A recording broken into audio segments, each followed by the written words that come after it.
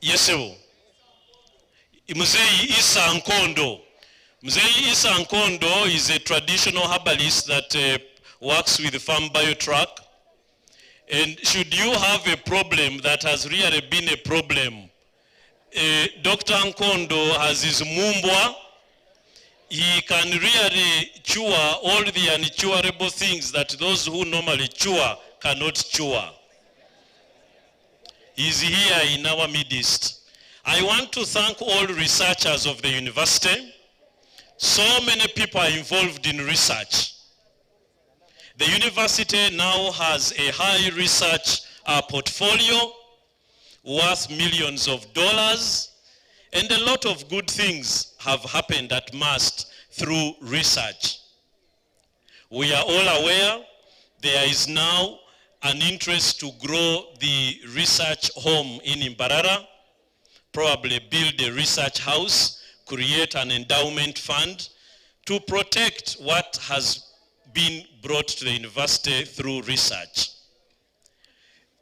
I want to importantly recognize here the partners of the Faculty of Medicine in the transition, the team that is going to help us with the construction here from National Housing and Construction Corporation, led by the Chief Executive Officer, Engineer Kenneth Keijuka. Engineer Kenneth and your entire team, please stand up for recognition. Mr. Chancellor, that is the team that is going to help us achieve the dream. National housing is legendary in our country.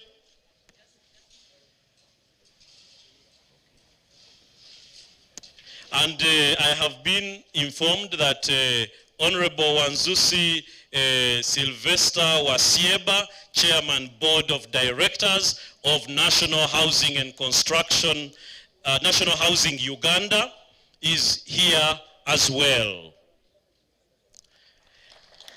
Honorable Wasieba, thank you very much.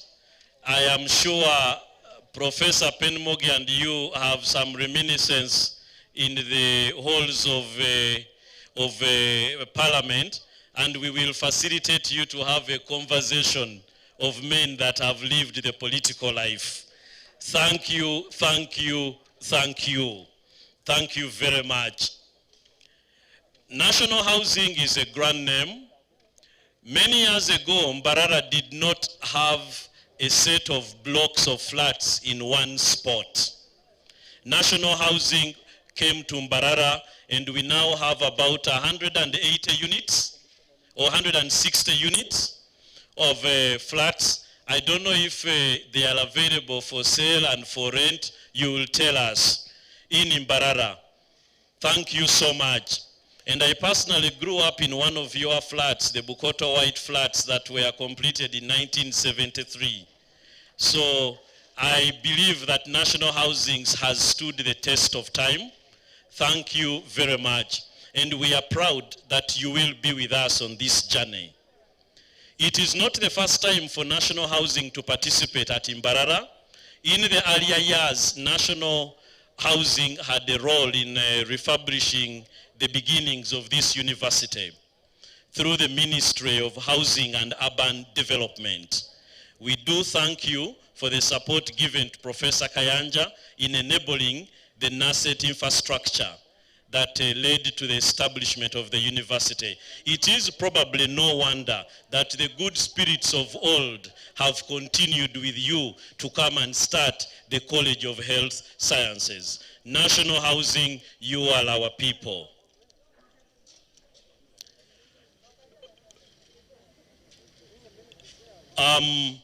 Mr. DJ, if you played some music, I would be happy at this point. Thank you so much. Once again, you are welcome. We will continue to update you as we wait for our chief guest. Thank you so much, heads of department here present.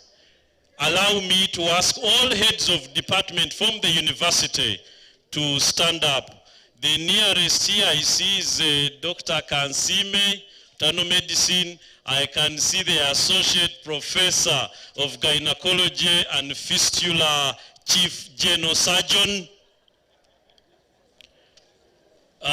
Dr. Kayondo, who has made an innovation of an artificial vagina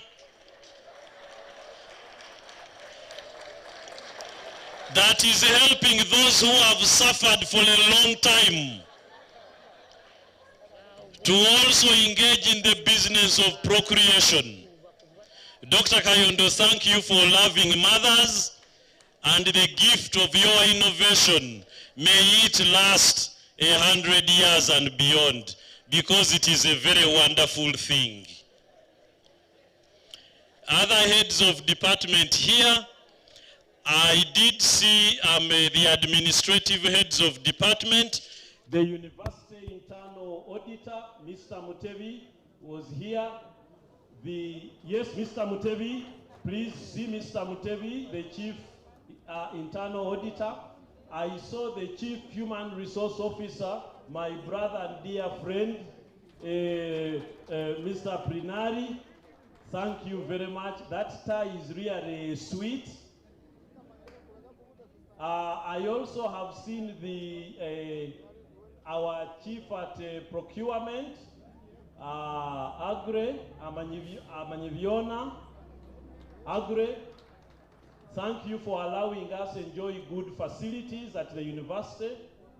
And please ensure that every time we meet under this kind of arrangement. Thank you so much. I am not seeing, yes, head of computer services, Amos Bariashava, the man that has brought us internet. The other time in the beginning, it was the man of email. Now it is a multiplicity. And he is about to bring us CCTV cameras. Thank you so much, Amos. I also want to recognize very importantly, engineer,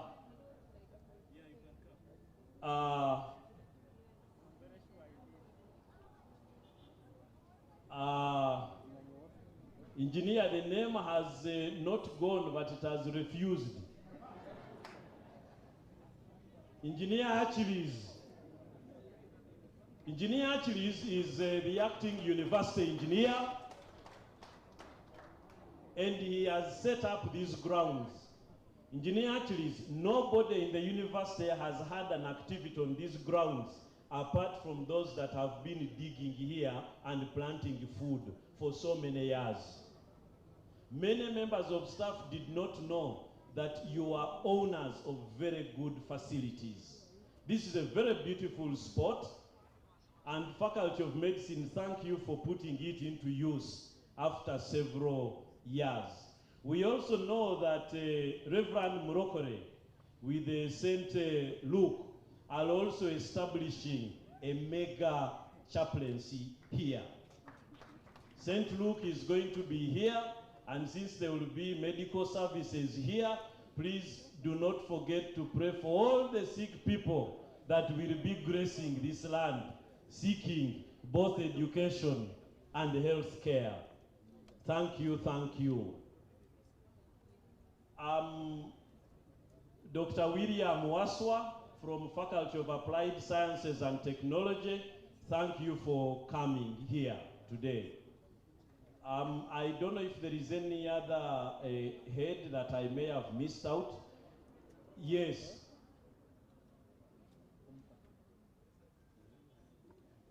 I saw someone there. Who? The librarian, Dr. Buwule. Is he here? Yes, the librarian, Dr. Buwule. I would appreciate assistance to ensure that we recognize everyone. But in the meantime, we'll get the list of those who are here. I want to appreciate the media team that is working here, the university media team led by the University Public Relations Officer, my cool friend Angela Nakato, Thank you very much for organizing the live stream being given to us by Creative Media, found at Innovation Village. Thank you very much, Creative Media.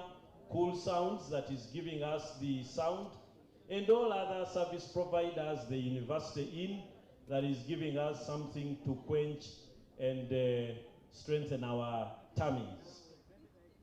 Thank you so much. Once again, I warmly welcome you.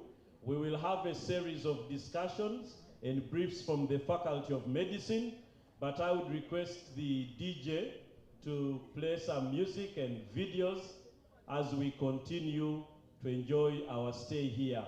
However, allow me very importantly to welcome the student community. Could all the students here present stand up? The student community, Mr. Chancellor, those are your students, particularly from the Faculty of Medicine. Please wave hypocritically to the Chancellor. Hey, tell him you'll soon swear the oath that you will be good people, that Dr. Namara's office will have no business with you. Thank you so much. They are represented here by the Guild President and Deputy Guild President, whom we shall announce when they arrive. Thank you so much. All of you are very, very welcome to this auspicious occasion where the university is going to have a groundbreaking ceremony for the construction of the College of Health Sciences. Thank you. Let us continue to enjoy our afternoon as we wait for our chief guest.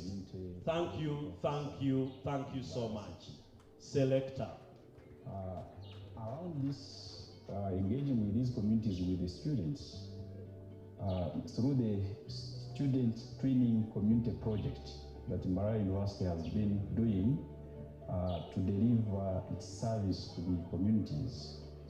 We were able to work with these communities and identified challenges, getting the students to learn how to.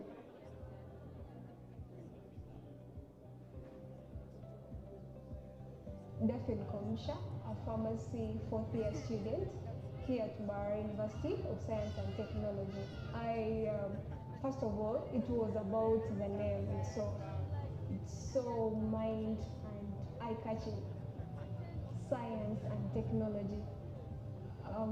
I hope to find here, focused individuals, and I wasn't disappointed from the day I got here till today. I've not been, disappointed. My colleagues I'm learning with,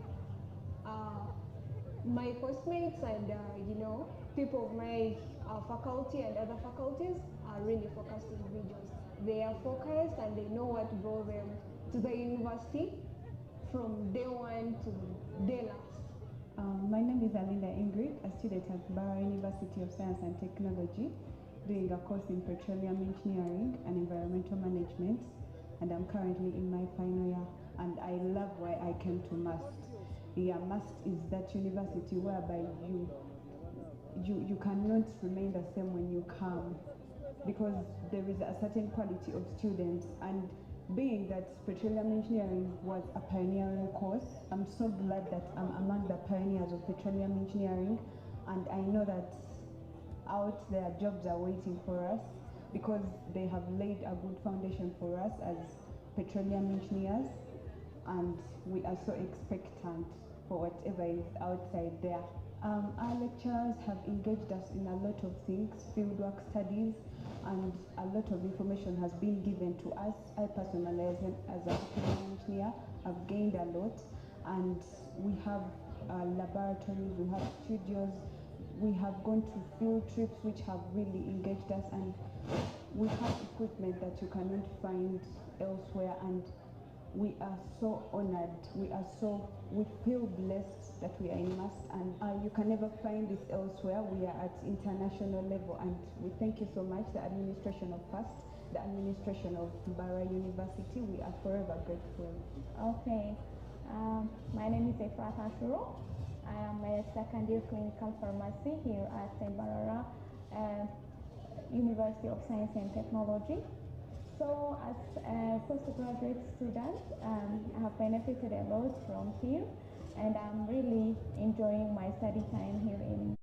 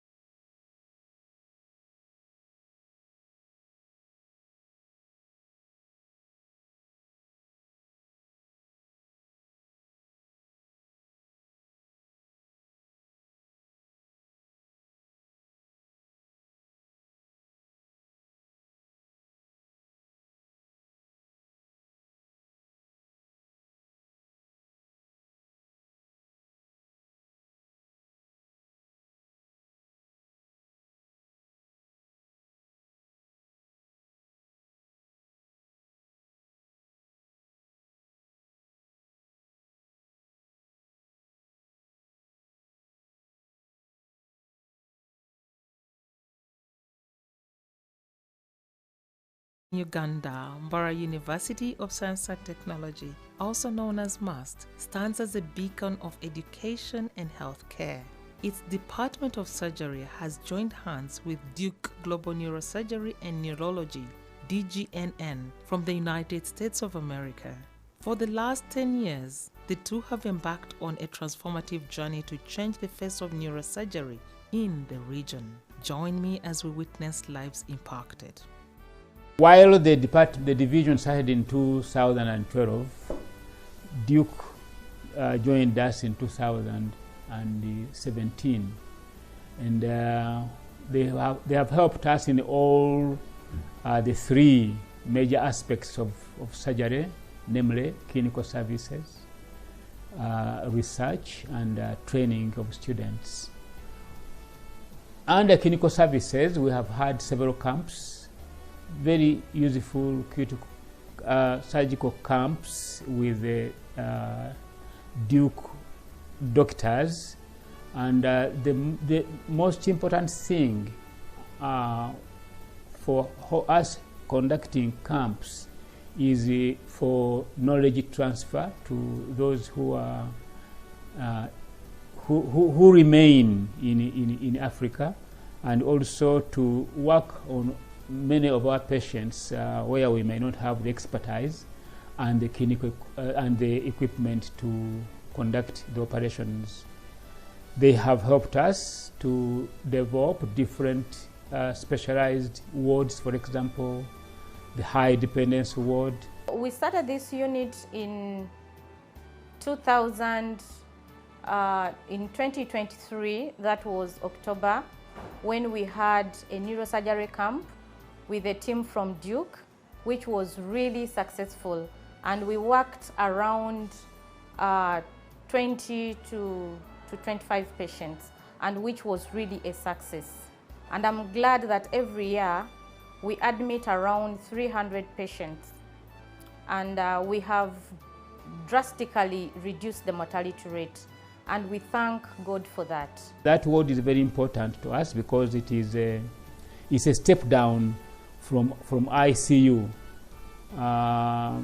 because there are many patients who do not qualify to be in ICU, and yet they won't be worked on well if they go to the general wards. Duke has supported different neurosurgeons, different candidates to train as neurosurgeons in Mbara, or get different training in neurosurgery. They might not graduate as neurosurgeons, but they get the component they would want to get as neurosurgeons.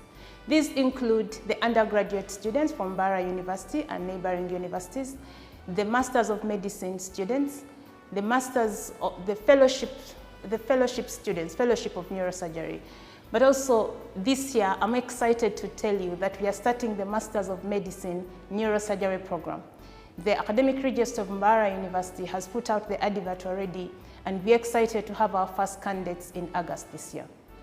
I got an opportunity that immediately I was accepted as a medical officer in the division of neurosurgery in this very hospital under the scholarship of Duke University. Furthermore, I was privileged to join the neurosurgery path by starting with the 2 years of membership under the College of Surgeons of East, Central, and Southern Africa. Then afterwards, I joined my fellowship program, and now in my second year, still I'm on the Duke University scholarship. This is really an opportunity for me because many people really may want to join this program, but it's very expensive. So as a resident, I've gotten opportunities for mentorship in the field of research, and also get an opportunity to be on the different papers with renowned people in the neurosurgery. And as a trainee, really I've been supported to attend different conferences locally and internationally by Duke University. And this has given me exposure in neurosurgery and has given me more connections with renowned people. Furthermore, here in Mbara, we have gotten an opportunity, because we are quite a number of residents here, we have gotten an opportunity to provide neurosurgical services to the different Ugandans in southwestern Uganda, Uganda at large, and even our neighboring countries, whereby we provide trauma services, we provide oncology services, we also provide vascular services. It is good to note that Duke University has been key in the development of neurosurgery in this very hospital. For example, we are able to do now very complex surgeries involving the microscopes which have been provided to us by Duke University. We are able to carry out trauma surgeries with the sets which have been provided by Duke University, and also the consumables that we receive, because it is good to note that some of our patients may not really be able to afford these consumables, but we get these supplies from Duke University. These camps bring essential, oftenly life-saving surgeries directly to those who desperately need them but cannot afford them. They are a testament to DGNN's profound dedication to health equity and community well-being. Over the years, the Duke team has traveled to Uganda to carry out neurosurgeries in Mbarara. I want to use an example of a lady who could not walk but was able to get spine surgery that she wouldn't get as a Ugandan. The surgery would have costed a lot more, but if it wasn't for the camp, she wouldn't get the surgery because of the cost, but also the availability of the surgeons to give the surgery. So her alternative was to travel out of the country, but she couldn't afford that. They have helped us to operationalize our theater. Right now we have one theater dedicated to neurosurgery alone, and they have helped us to equip the theater, to buy lights, to have theater tables, to have equipments which we use for the day-to-day work in theater, like bone drills and microscopes. I give credit to Duke because they have really helped us to move on smoothly. We used to do 1 case or 2 cases per week, but right now we can do 11 cases, around 11 to 14 cases per week. We receive patients from as far as northern Uganda. We receive patients from the neighboring countries coming here to receive neurosurgical services. The numbers are high, they are overwhelming, but it's comforting to know that we can do something about it. If you do not have a consultant neurosurgeon present, we are very comfortable knowing that a trained resident is able to take care of this patient. We couldn't do this if we didn't have a training program that is supported by the Duke program. They support our outreach services, and we've been able to develop mobile endoscopic services for the management of hydrocephalus, because we've got the necessary equipment for us to do the mobile services.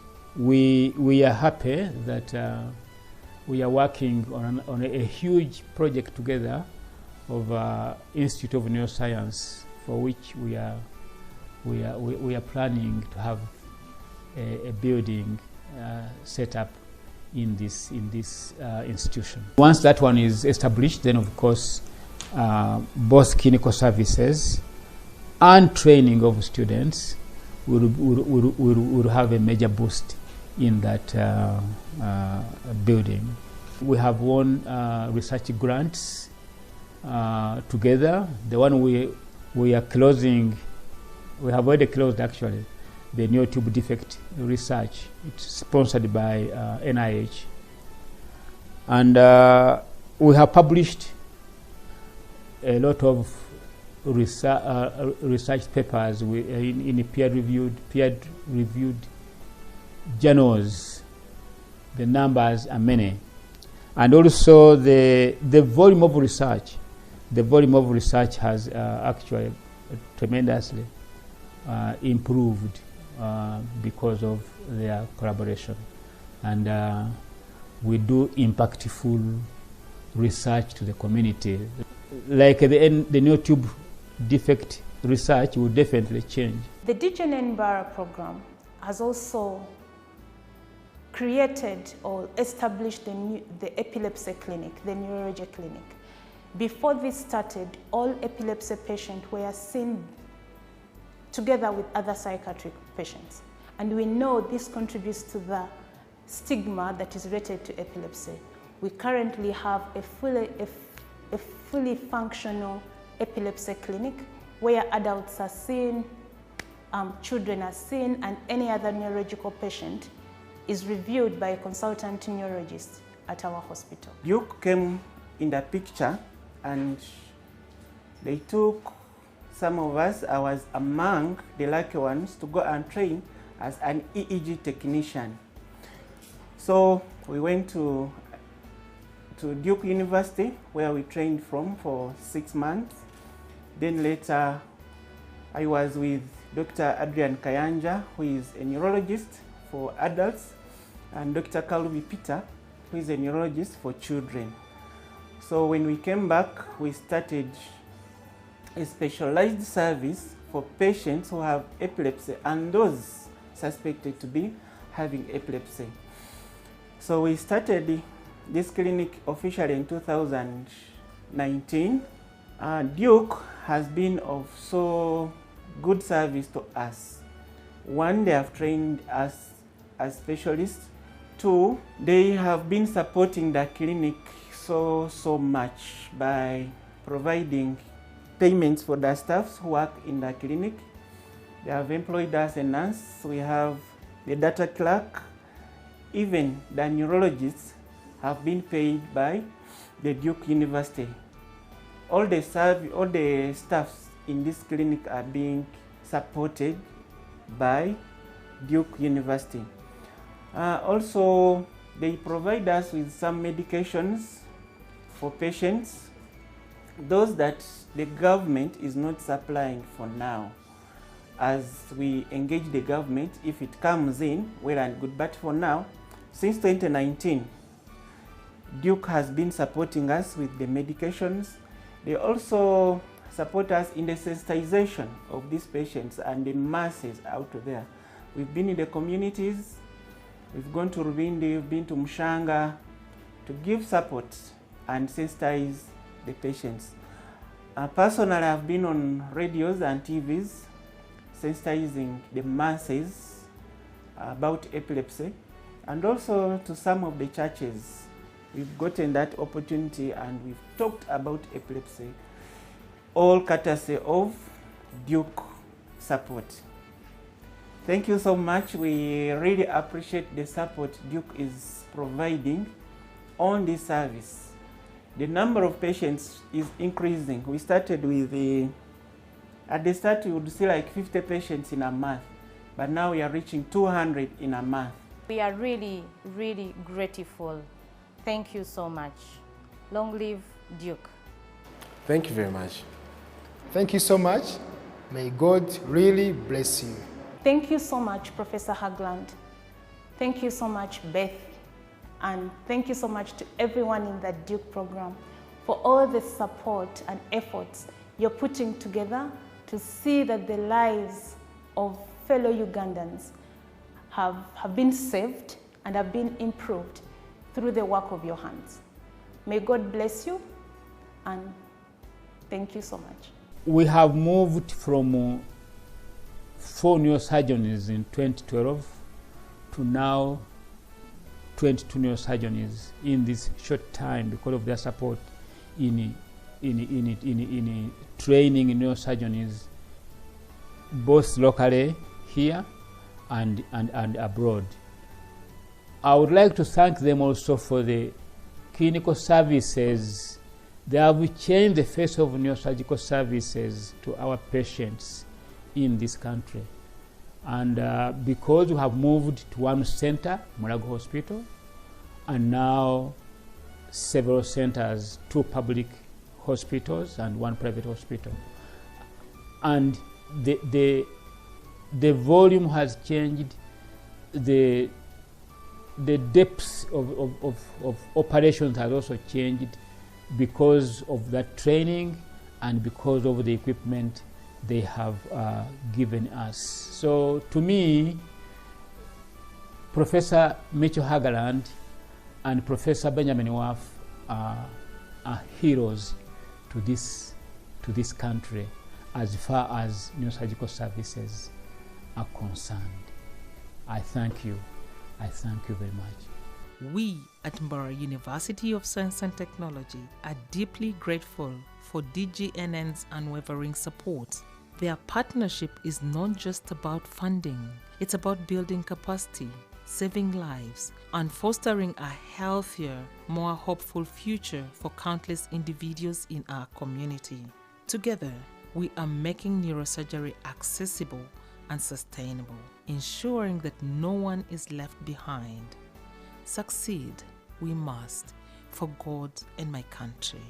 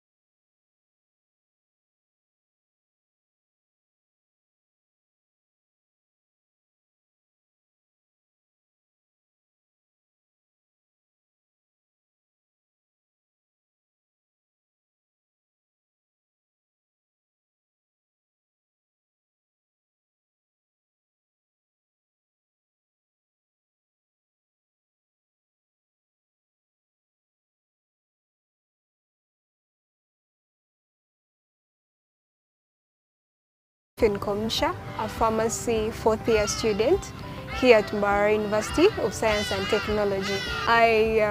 First of all, it was about the name itself.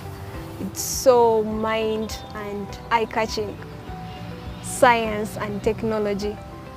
I hope to find here, focused individuals, and I wasn't disappointed from the day I got here till today. I've not been, disappointed. My colleagues I'm learning with, my course-mates and, people of my faculty and other faculties are really focused individuals. They are focused and they know what brought them to the university from day one to the day last. My name is Alinda Ingrid, a student at Mbara University of Science and Technology, doing a course in petroleum engineering and environmental management, and I'm currently in my final year. And I love why I came to MUST. Yeah, MUST is that university whereby you cannot remain the same when you come, because there is a certain quality of students. And being that petroleum engineering was a pioneering course, I'm so glad that I'm among the pioneers of petroleum engineering, and I know that out there jobs are waiting for us because they have laid a good foundation for us as petroleum engineers, and we are so expectant for whatever is outside there.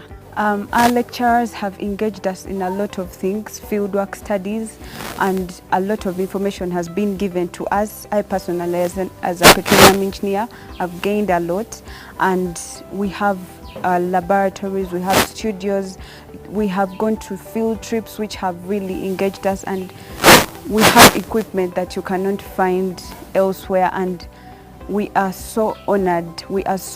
We feel blessed that we are in MUST, and you can never find this elsewhere. We are at international level, and we thank you so much, the administration of FAST, the administration of Bara University. We are forever grateful.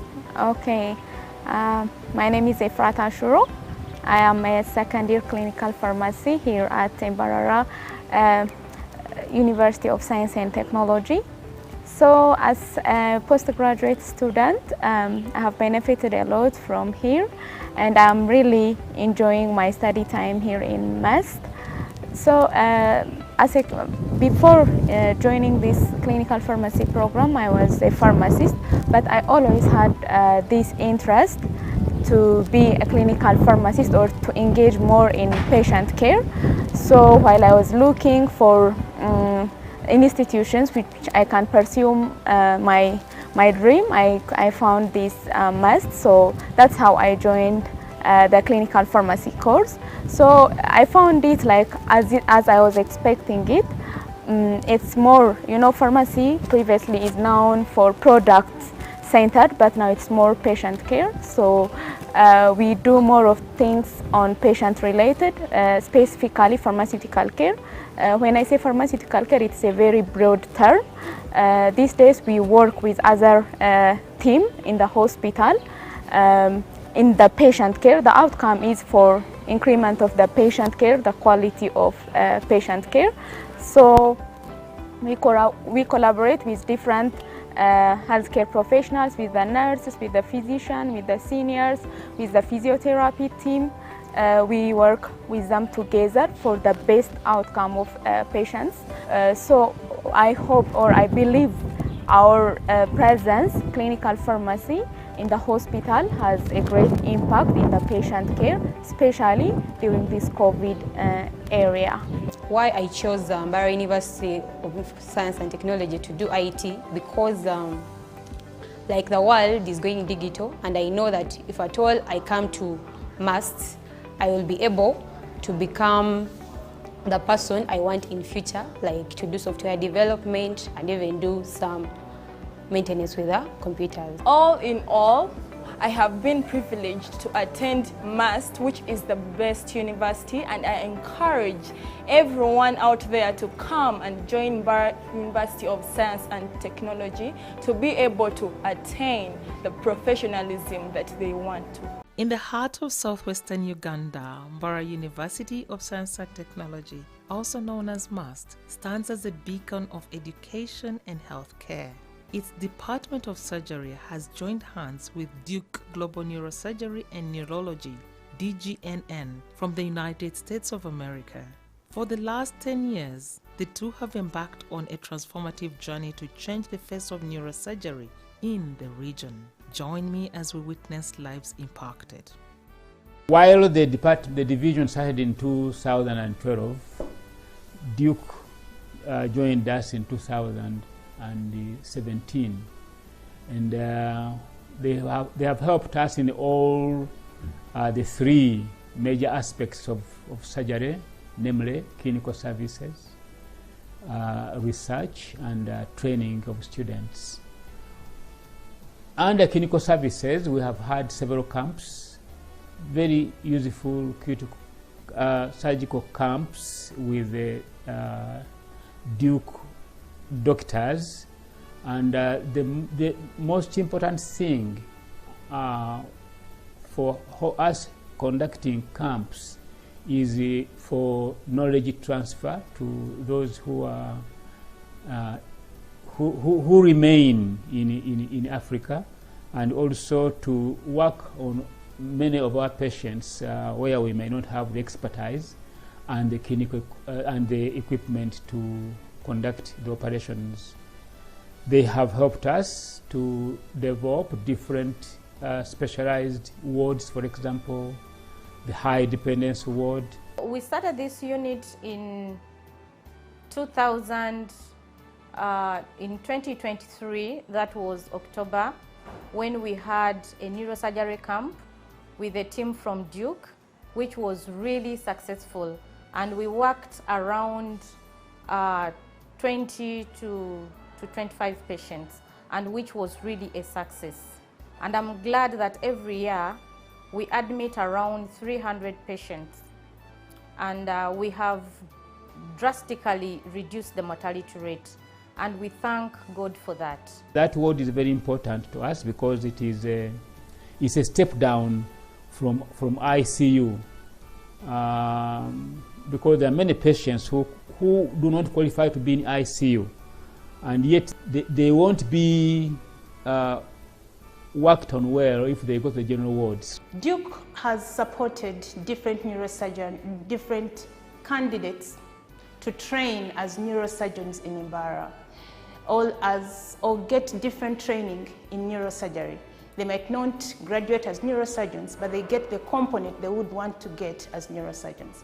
These include the undergraduate students from Bara University and neighboring universities, the Masters of Medicine students, the Masters of the fellowship students, Fellowship of Neurosurgery.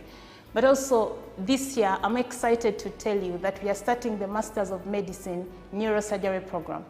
The Academic Register of Mbara University has put out the advert already, and we're excited to have our first candidates in August this year. I got an opportunity that immediately I was accepted as a medical officer in the division of neurosurgery in this very hospital under the scholarship of Duke University. Furthermore, I was privileged to join the neurosurgery path by starting with 2 years of membership under the College of Surgeons of East, Central, and Southern Africa. Then afterwards, I joined my fellowship program, and now in my second year, still I'm on the Duke University scholarship. This is really an opportunity for me because many people really may want to join this program, but it's very expensive. So as a resident, I've gotten opportunities for mentorship in the field of research, and also get an opportunity to be on the different papers with renowned people in the neurosurgery. And as a trainee, really I've been supported to attend different conferences locally and internationally by Duke University. And this has given me exposure in neurosurgery and has given me more connections with renowned people.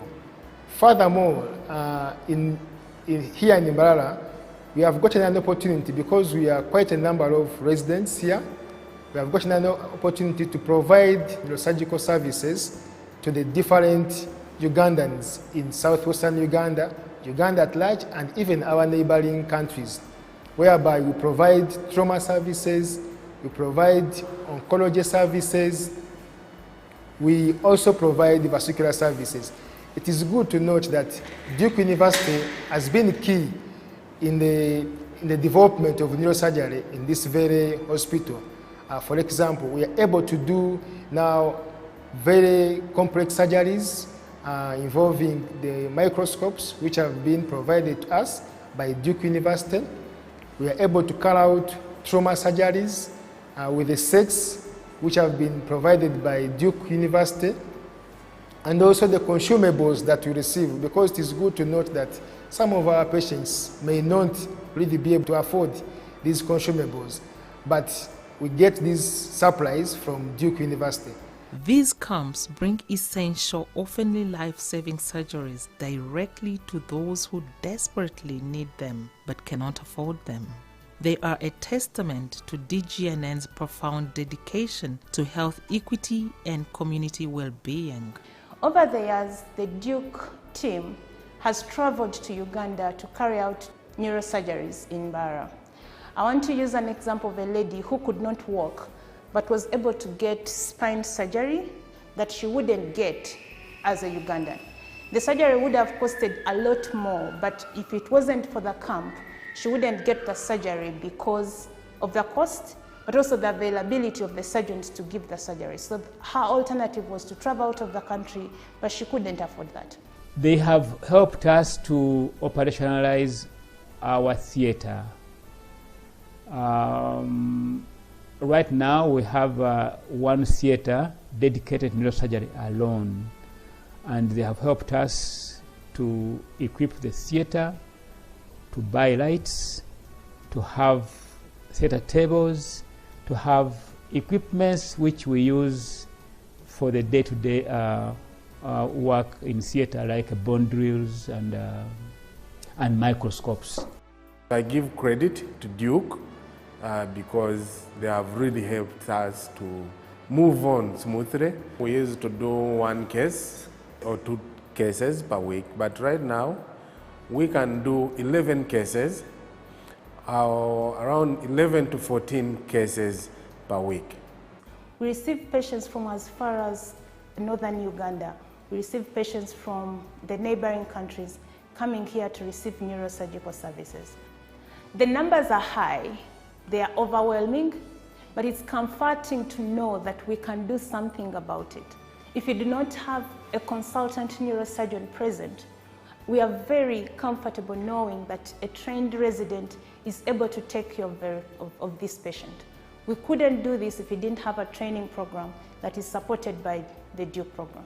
They support our outreach services, and we've been able to develop mobile endoscopic services for the management of hydrocephalus because we've got the necessary equipment for us to do the mobile services.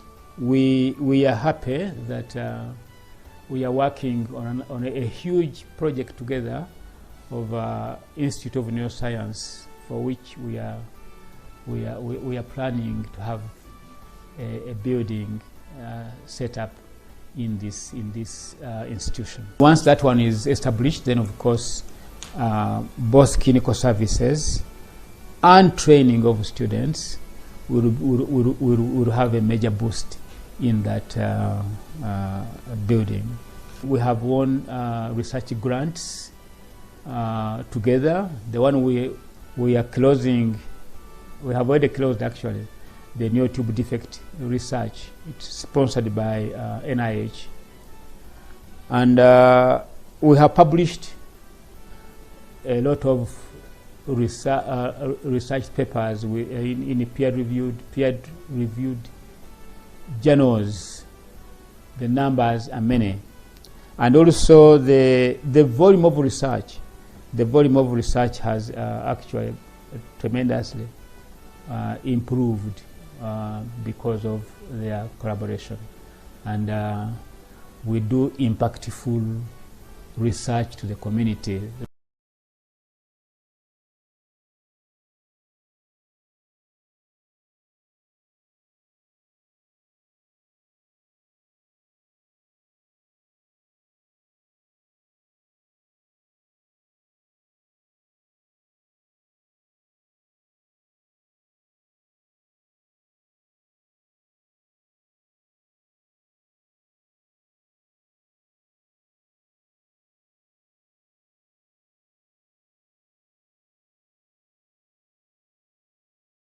My name is Konjit Ababa. I am from Ethiopia. I am a second-year postgraduate student in Masters of Pharmacy in Clinical Pharmacy. So why I chose Uganda than Ethiopia?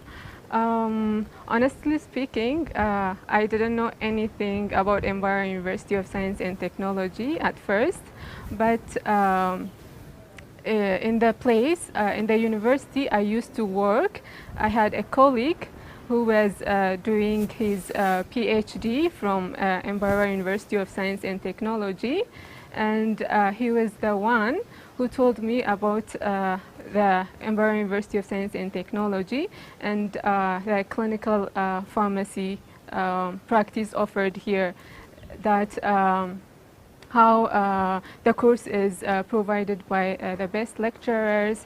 He told me about the facility and also like the library, the laboratory, and every good thing about the university. And he told me that there is a scholarship that is offered by Farm by Truck project. And so after I heard about that scholarship, I applied for the scholarship and I got accepted. So basically, that's why I came to Mbara University of Science and Technology. I am Mvuyo Makawe Sikonze. I'm from Eswatini, formerly known as Swaziland.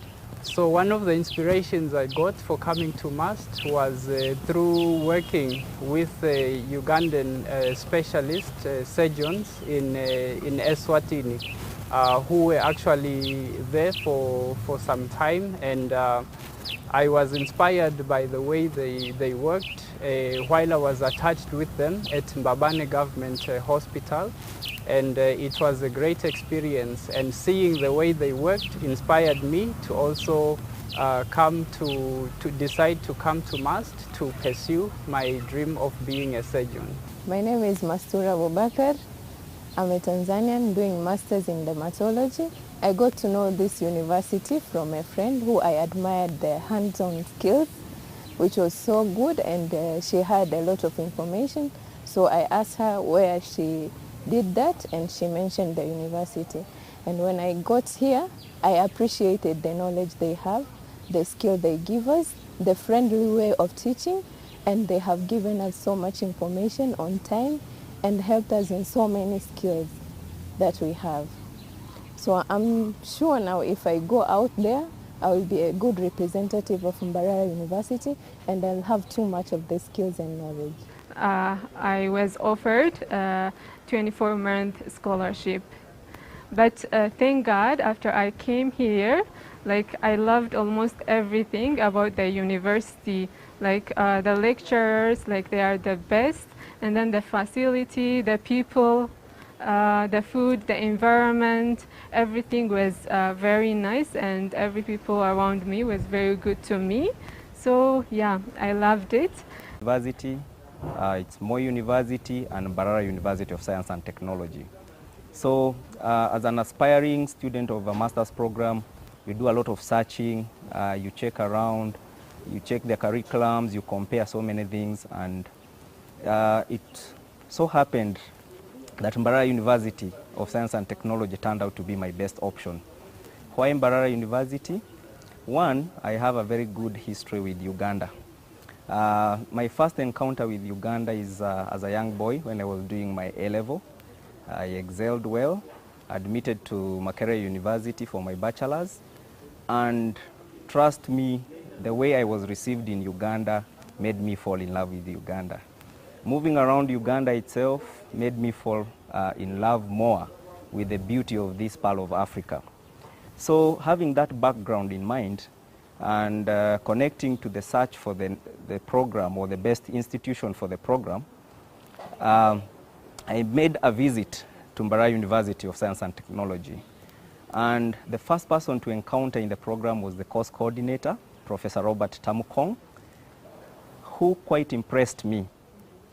He is such a gentleman who has a passion for the program and could explain it to me in a detail that I wanted to hear.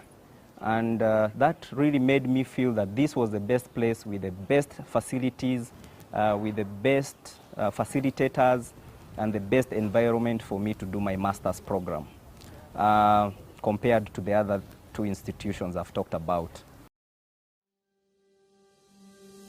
I have the honor to welcome you to Mbarara University of Science and Technology, also known as MUST. At MUST, we believe in success. Our motto being, succeed, we must. Why should you choose to come to MUST? The programs we offer. We offer a wide variety of programs.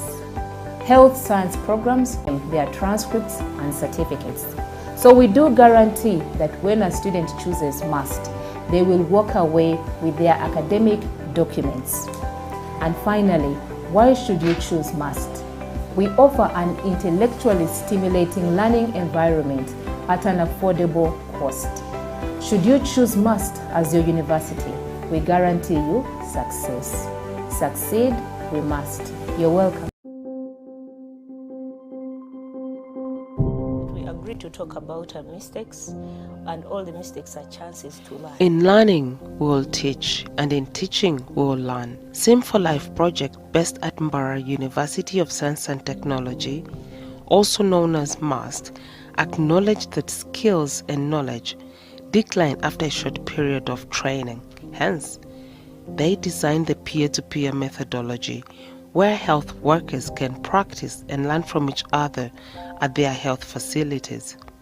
We received invitation from Mbarara University on Sims for Life, where we sent 4 midwives on 2 occasions. They were trained on help mothers survive and help babies breathe. We traveled to different sites that the peer-to-peer learning methodology has been implemented. With this learning methodology, health workers are supported to facilitate practical sessions at their facilities. This is a life-changing situation as teams embark on saving babies and mothers. As a peer lead at St. Daniel Combon Hospital, it has helped me to help my fellow midwives on learning how to help babies breathe and helping mothers survive. We learn from one another. What one is not performing well, you pick from your fellow midwife when you are carrying the procedure. At least every week or in 2 weeks' time, we make sure at least some midwives have to practice so that we really improve our resuscitation skill.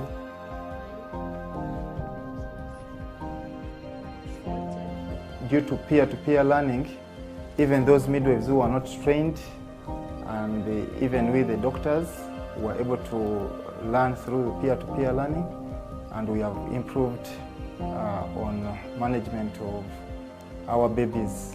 I did not attend any training in helping mothers survive and helping babies survive, but through the continuous practice sessions we've had at the facility, I've learned how to help babies survive through resuscitation, that is bagging, sucking, and helping those babies who don't score well to come up. Through helping mothers survive, I've also learned how to manage postpartum hemorrhage, managing third stage of labor, management of second stage of labor, and also managing the retained placenta and many others. We had knowledge gap in management of newborns, more especially the sick. You'd find we had challenges with the dosage and what, but through peer-to-peer learning and with the EIC materials we are able to give drugs when we are conversant, knowing the dosage for the newborns according to their kilograms. The number of deaths is decreasing. If I may say it, even so minimal now. It used to be mass, but because of peers to peers and learning from one another and taking control of that golden minute, it has helped us. The peer-to-peer training has so far covered 54 sites in southwestern Uganda. Several organizations have partnered with Sim for Life project to extend this methodology in different parts of the country. Peer-to-peer learning has not only stopped at our facility, this facility being a health sub-district for our constituency, Igara West, we have done the same training to all the facilities which are under our jurisdiction. Usually we invite midwives here on a quarterly basis, and we have been able to get our trained midwives on peer-to-peer learning in these sessions to train them, and even after there have these midwives who are invited to also do the same kind of training on peer-to-peer. So this has helped not only our facility, but all our constituency, all the staff within our constituency to learn peer-to-peer sessions and to be able to manage babies who are born with some bit of distress.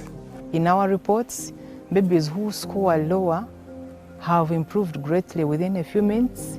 Then also our referral numbers have reduced because we would refer almost every baby who would be born asphyxiated. But now we do resuscitation within a short period, the baby is gaining, and we continue with the management. It has also helped us to prevent wastage of drugs because you know what is needed for a particular child. Then also in management of our mothers, especially PPH, since it is one of the major causes of death among the mothers, pregnant women, and those who have delivered. But through peer-to-peer, we've also improved our skills of resuscitation and reactive management of third stage, and in case of PPH, the steps to follow so as to achieve a better health within a shortest period. Also, preeclampsia and eclampsia, most midwives had the challenge of giving out those drugs, injections, magnesium sulfate, hydralazine. Most of us would give, and instead of saving a life, maybe you cause a problem instead. This methodology has also been adopted for implementation in different sites in Canada. We thank Sim for Life, Mbarara University, Science and Technology, for bringing us peer-to-peer learning. And you have made us save life and life of our children and mother. Thank you very much. May God be the one to bless you and reward you. Thank you. Special thanks go to our partners in the University of Calgary, Canada, under the leadership of Professor Narini Singhal, who has worked tirelessly to see this project make headway. We acknowledge the support from the district leadership, the different health workers in different health facilities, mothers and their families, and the MUST Team Sim for Life project. Thank you all. I have been your narrator, Angela Nakato, from the Public Relations Office. Succeed, we must. In the heart of southwestern Uganda, Mbara University of Science and Technology, also known as MUST, stands as a beacon of education and healthcare. Its Department of Surgery has joined hands with Duke Global Neurosurgery and Neurology, DGNN, from the United States of America.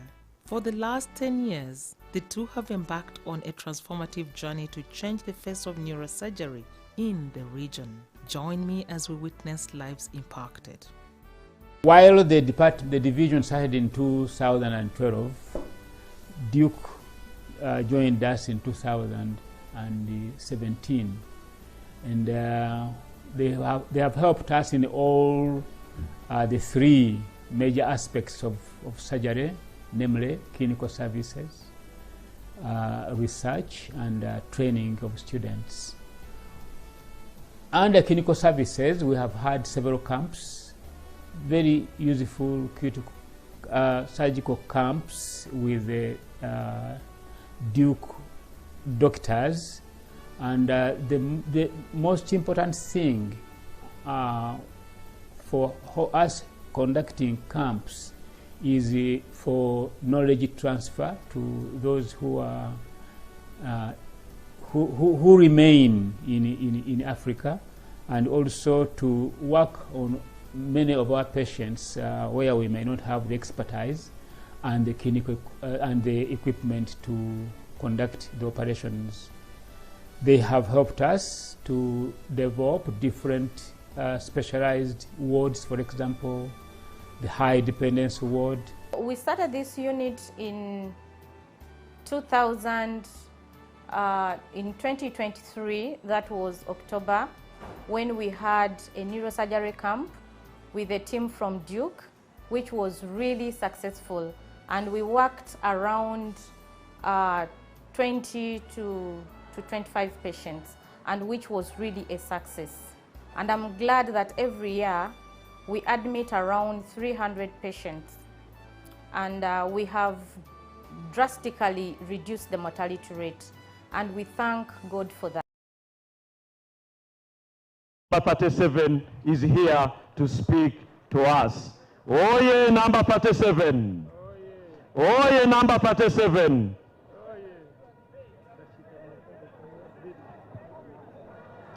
Thank you so much, Mr. Lukaya.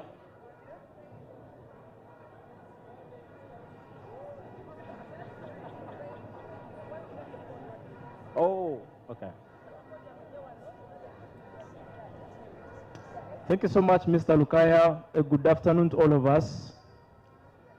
My name is Arihola Kirab Turumba. I'm a student of MBCHB, or call it Medicine and Surgery, in my year 5 currently, and also the Guild President of Mbara University of Science and Technology. I am glad that today, the 1st of December, we are breaking ground for the long-awaited College of Health Sciences. MUST is the second oldest university in Uganda and arguably the best medical school in Uganda. I always tell my classmates, Professor Byachika may not agree since she was produced by Makerere, but I'm sure Professor Ngonzi would agree with me. And it is only befitting that the best medical school in the country gets a state-of-the-art modern College of Health Sciences in the year 2025. I would like the students present to give a small little hand clap for that. We cannot ignore, of course, the fact that our facilities have, for quite some time now, been a source of concern and scrutiny by media, by social media, and by even, the students ourselves, because of their state.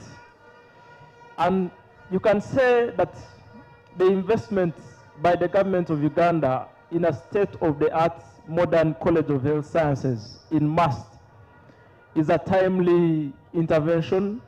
It is a timely investment, and it actually underlines the fundamentality of the need to produce quality healthcare workers.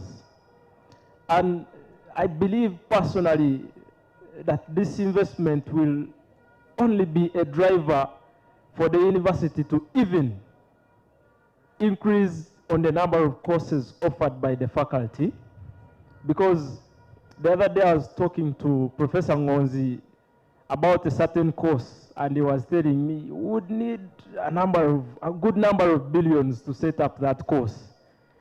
And I think I told him if the government could invest a number of billions, very many billions, to set up a new College of Health Sciences, then definitely they can invest to bring even more courses to MUST.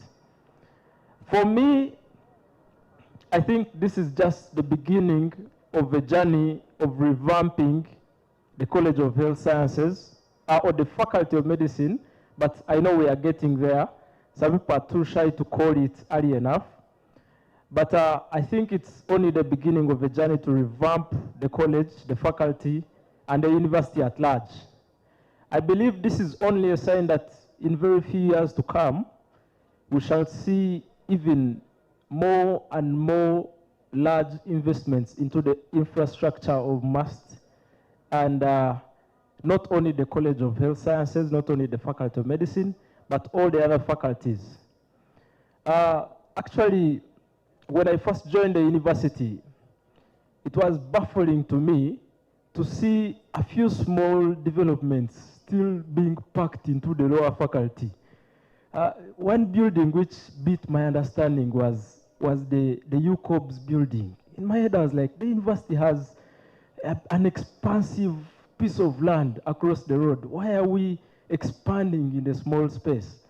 So the fact that we thought about bringing this major investment in this place and planning it for the future, planning it modernly, we have to applaud management, and we have to applaud everyone behind this development.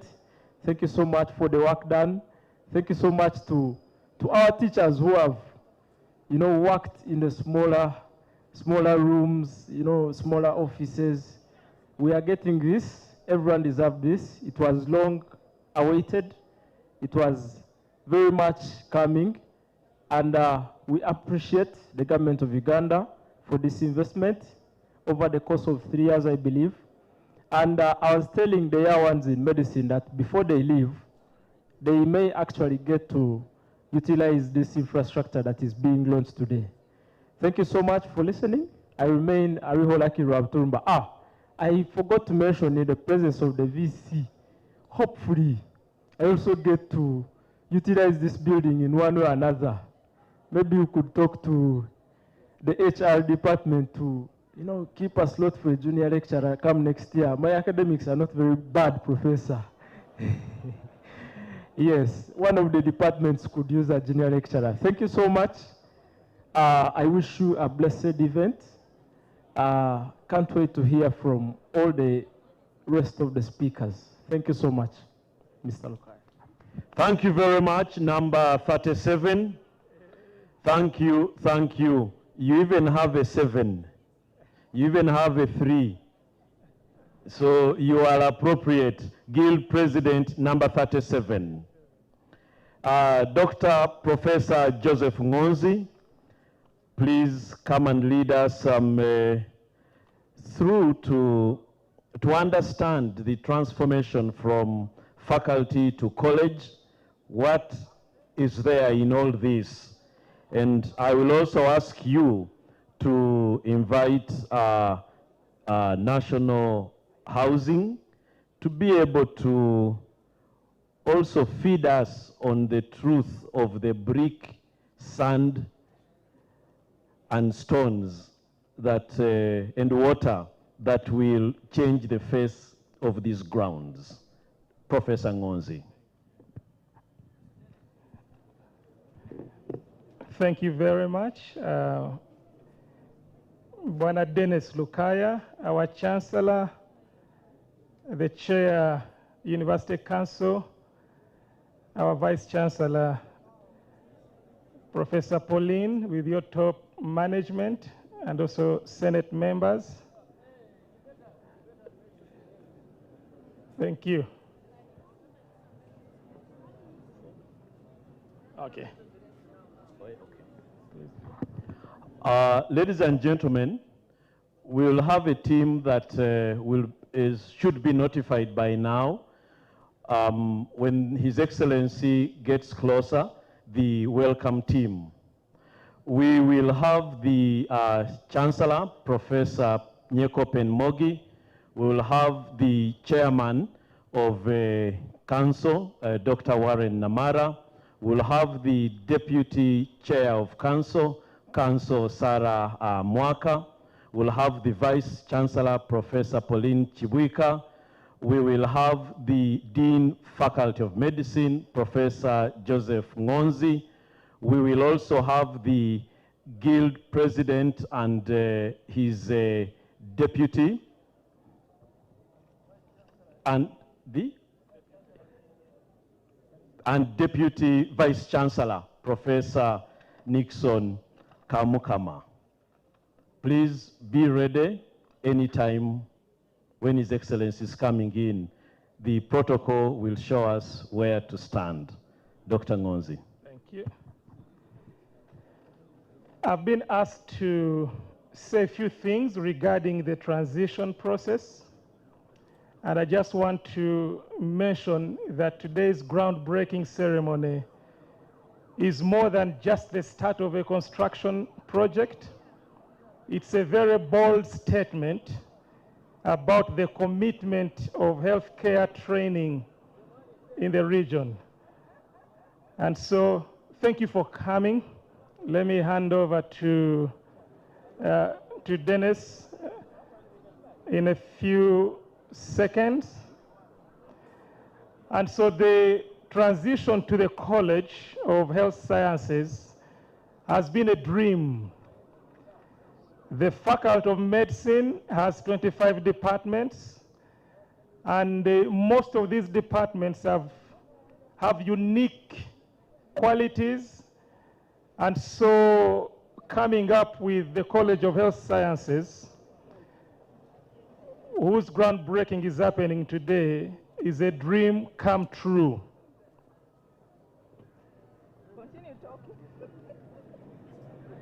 And so even as we celebrate this historical moment, we would want to appreciate every hand that has gone into making this a reality.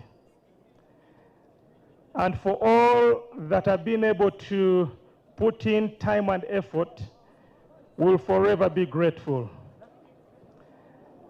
And even as there is commitment to this very humongous project, we are forever grateful to the government of Uganda. Funding already has been assured, and funding has already been received at the university level to begin the construction process. And for that, even as we wait upon the dignitaries of today, I want us to appreciate the government of Uganda for the commitment so far made. We can do better than that. It's a dream come true.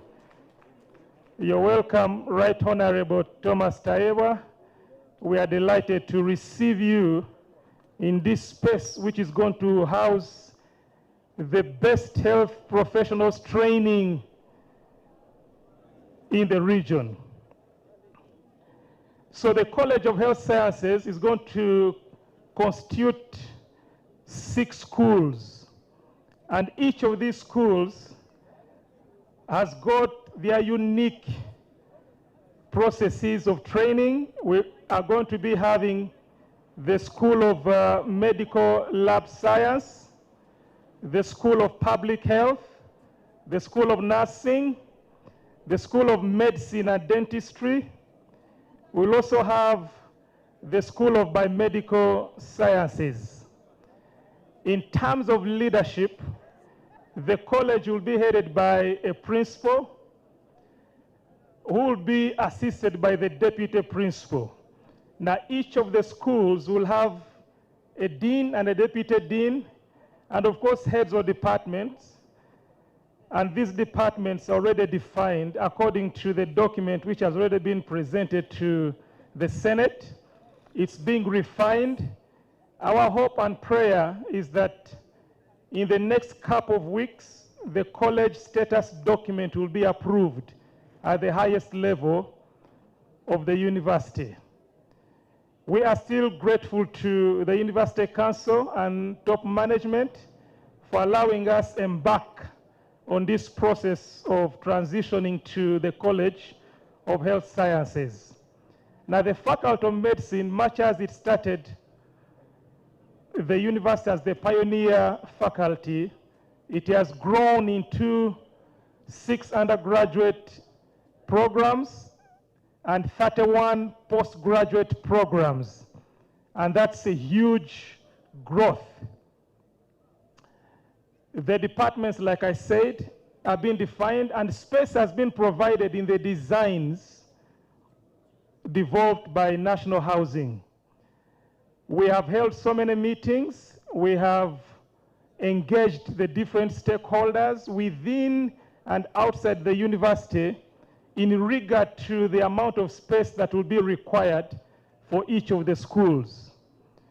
We have engaged representatives from the different departments, and there is a committee that was appointed by the Vice Chancellor, the Infrastructure Committee, and some of you are part of this, know the many meetings we have had.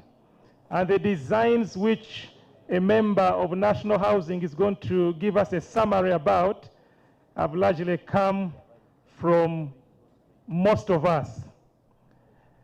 I have been reliably informed that the Vice Chancellor in her speech, she'll be able to give a little bit of summary in the design process since she has been chairing the Infrastructure Committee meetings. Members of Faculty of Medicine, today is a day that is historical. And I would want us to appreciate once again the government of Uganda for what we are seeing here displayed. We can do better than that. Honestly, you've eaten a 3-star, a 3-course meal, and I know you can do better. As I invite the Vice Chancellor to speak to us and also take on the protocol moving forward, when this dream has finally been completed, the squeezing of faculty in the spaces will be over. There's a lot of space for students. We're no longer going to be seeing rotten lecture rooms, and even the regulatory bodies will be happy to come back to MUST.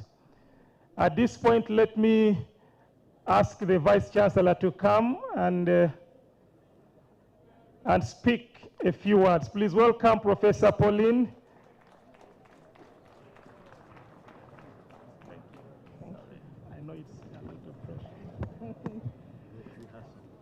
Thank you, Professor Ngonzi.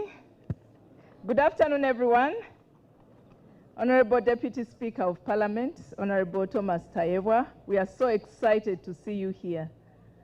Our Chancellor, Professor Penmoji Nyeko, thank you very much for joining us. Our Chair of Council, Dr. Warren Namara, thank you for always guiding us and always being here with us. Your Deputy, Ms. Sarah Nyachomwaka, thank you for joining us today.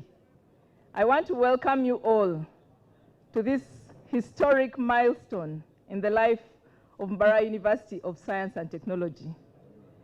Thank you very much for turning up. You all know the history of Mbarara University of Science and Technology. I will not labor to go into the details, but also we are waiting for the chief guest who is arriving any time from now. And yet, I really want the Chancellor to speak to us. So I'm just going to take a minute or two, and then I will allow the Chancellor to speak to us. I want to thank the government of Uganda for facilitating us to get to this milestone for all the years, 36 years of MUST, and facilitating us to get the pioneer faculty to transition into the college. We are almost there. We have to hit this milestone to get there. The process has been very engaging. Many of you have participated. We've had several meetings trying to design this College of Health Sciences. And the design is based on the brain concept, the structure of the brain. I hope the scientists and those who have studied the anatomy of the brain have already conceptualized where this design came from. That is the human brain, representing the College of Health Sciences and how integrated and interconnected the functions of the brain are. In the middle, right in the middle, maybe I shouldn't tell you this until His Excellency appears. Let me spare that for later. I would like to invite Professor Jack Penmoji Nyeko to speak to us. Our Chancellor, please come and speak to us. Thank you very much.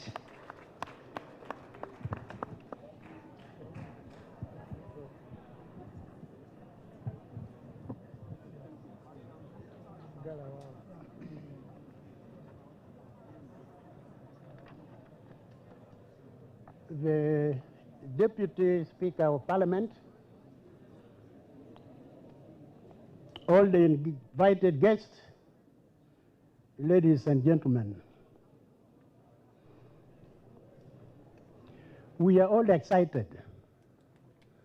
We are expecting His Excellency the President to break the ground for constructing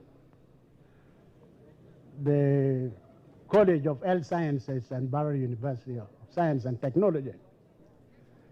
As we all know, Mbarara University of Science and Technology is the brainchild of His Excellency the President of Uganda. When he took power in 1986, within 3 years, he directed the establishment of Mbarara University of Science and Technology here in Mbarara. And this was the second university after Makerere. So we must be very happy that today is coming to lay the foundation of the new site for the College of Health Sciences. At that time, the university started with just about 43 students, with a few lecturers and professors from Cuba, but all this has changed. We have our local professors now from within Uganda. We have our students. The population has gone very high. And we must also thank the president. Besides Mbara University of Science and Technology, the president in 2001, Parliament passed the law on Universities and Other Tertiary Institutions Act. Today, there are 252 universities and other degree awarding institutions in Uganda. When you see the number of graduates in Uganda, virtually every year we are talking about 200,000 graduates coming out with degrees in this country.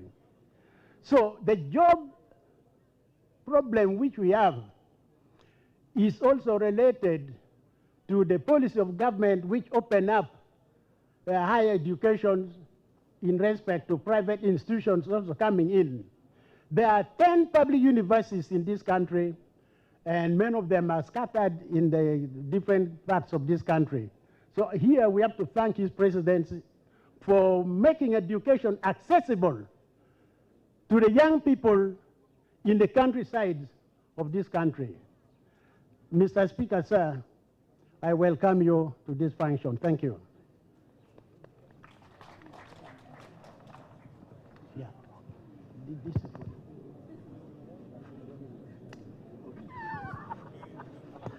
Thank you very much, Professor Pen Mogi. Let us give him a round of applause. Thank you very much, Professor Pen Mogi. The Right Honorable Deputy Speaker, the Honorable Thomas Tayebwa, you are welcome to Mbarara University, and we want to thank you for the support in our lobbying effort to see what we are seeing here today. We know that your personal intervention was key in a number of these decisions. Thank you for receiving our new Vice Chancellor. When she returned from the meeting with you, she told us we are now going to move. So we are really happy. Thank you, thank you, thank you so much.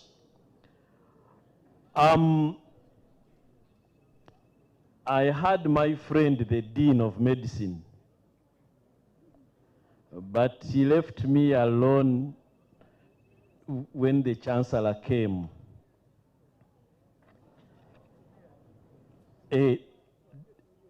Oh, you wanted to find me some water. I think the water comes through my telephone. It's a better water. Thank you.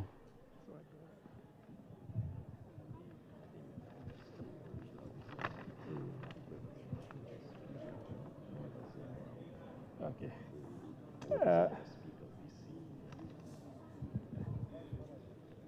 Now we have held a few discussions with Dennis, and we've agreed that Professor Vitaro will send your water through the phone. Okay. The two of you will agree where to meet. I particularly want to welcome the students. I know it's examination period. Many of you are reading. Some of you had exams in the morning. I will ask humbly the teachers to appreciate all the students who have been able to make it here. And I'll ask you to stand up as we get to the next person who will be giving their remarks. Please stand up. I want your lecturers to see you so that when they are marking, they'll mark you with grace. So please stand up Yes, thank you very much for coming, very smartly dressed in your clinical coat. Okay. Okay, so we are again privileged to have the chair of our university council. He's been here for the last 3 days, coming to these grounds in the morning and leaving in the night. We have a few photos of him working as a foreman, and he's done a great job. Dr. Namara, you've challenged us, and please come and speak a few words to the people, and thereafter invite the Deputy Speaker to also say a couple of words. Let's welcome Dr. Namara. Thank you very much. Good afternoon, my friends, my colleagues, our students, and all the academics. Thank you very much for coming. This is a momentous occasion. It's one in a blue moon. You won't see it again for a bit of time. So thank you very much for coming, and I hope he'll also tell you more when he comes. I can't have a bigger privilege than inviting Thomas Tayewa, our Deputy Speaker. It's not an occasion that we get every day. Thomas, we know your busy schedule. We also understand everything that surrounds what you have to do. But come and talk to these important people, because one of them will become the Deputy Speaker in future, if I'm not mistaken. Welcome, Thomas. Thank you, Chairman. Mr. Chancellor, sir, I have a special guest for you here. Engineer Jonad Asimwe Akiki is a Vice Chairperson, NRM for Western Region. I think he should see him properly. He should come and be seen properly. You know, we are in the political season. I think apart from me and him, the only person I see here who is well dressed is Professor Biachika. Oh, and yeah, oh, I can say, and Angela, our PRO. So thank you. The rest, we are the only people who are well dressed. The rest of you, Vicar General, you're also well dressed because because we are dressed in his colors even. You know, yellow is a Vatican color. But I want to really appreciate all of you, and I respect protocol. We are sorry this is going to be rushed. We are doing things the rushed way because we are explaining ourselves to the public on why we deserve another term. So His Excellency is busy moving around the whole country, requesting all of you to support him for the next term. And we as his lieutenants, we are trying to help him. But for here, I won't explain much because this speaks for itself. This is a gain we must protect. Okay?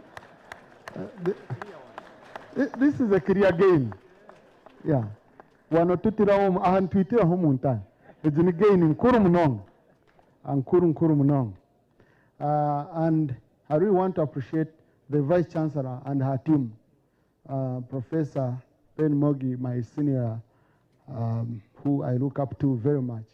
You people raided me early morning at 7 a.m.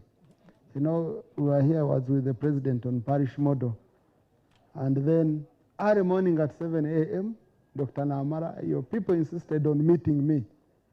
And it really opened a lot to me in terms of the determination of the team, but also in terms of what's been going on at the university. Because I had been invited several times to come and visit, and I had not yet gotten time of the schedule that we had. But we were able to go through and a lot, and out of that visit, I'm happy to note that though I got for them not all what they wanted, but we managed to get for you around 31 billion. And part of it is this. So it's always important when you head institutions, don't go and be comfortable somewhere.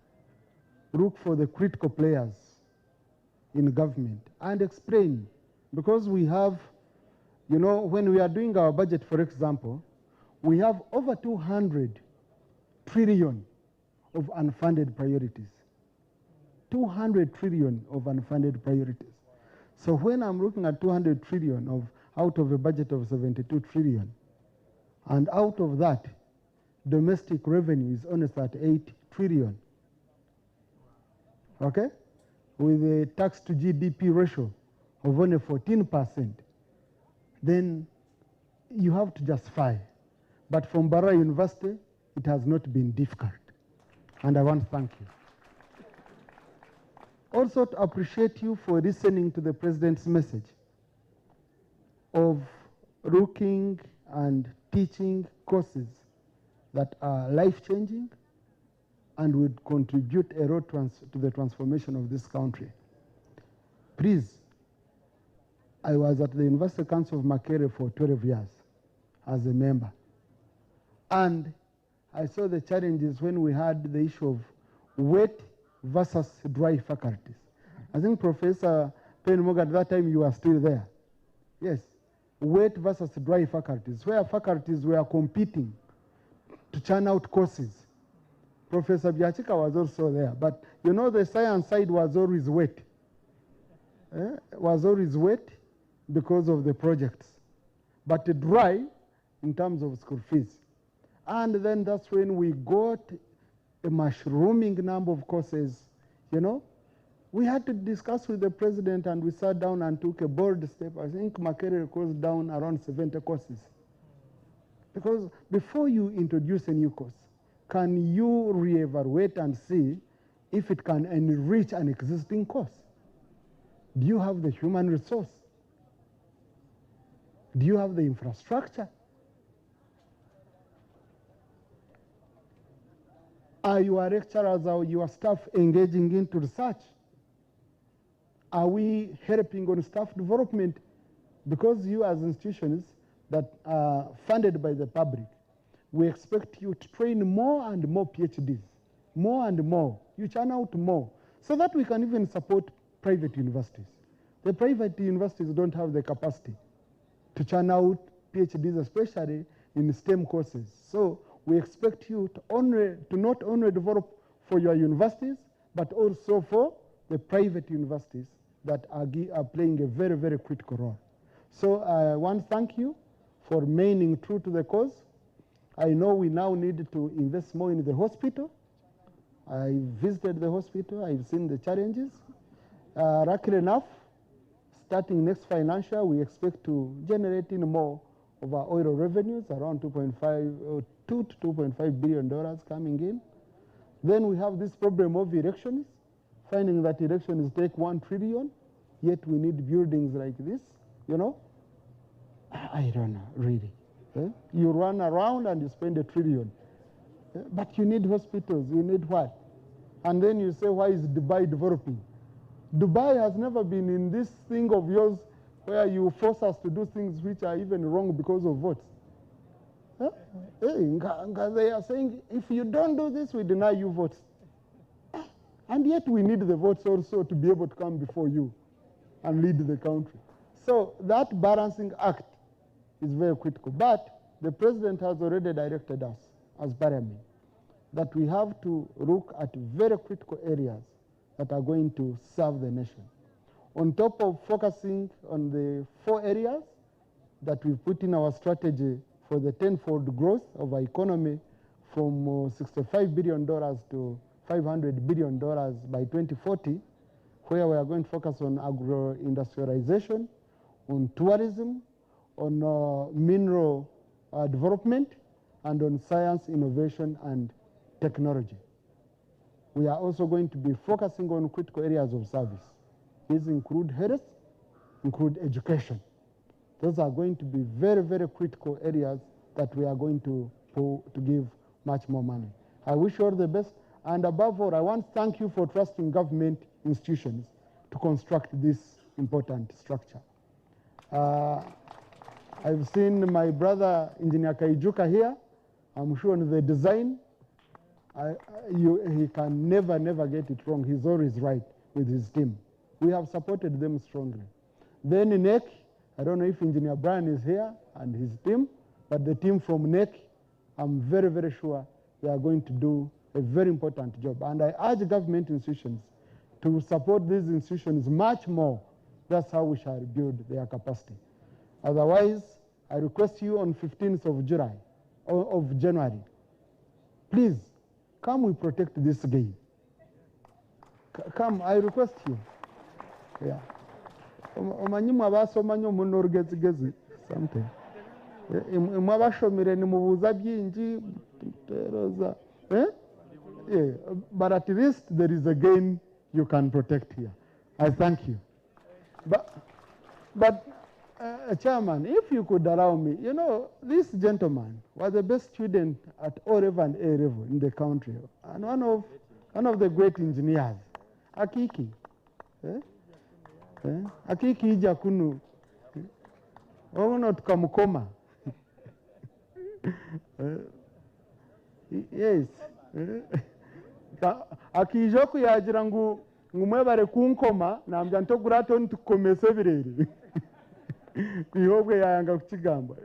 Greet these people. He's an intellectual, so I always feel proud when I see him around.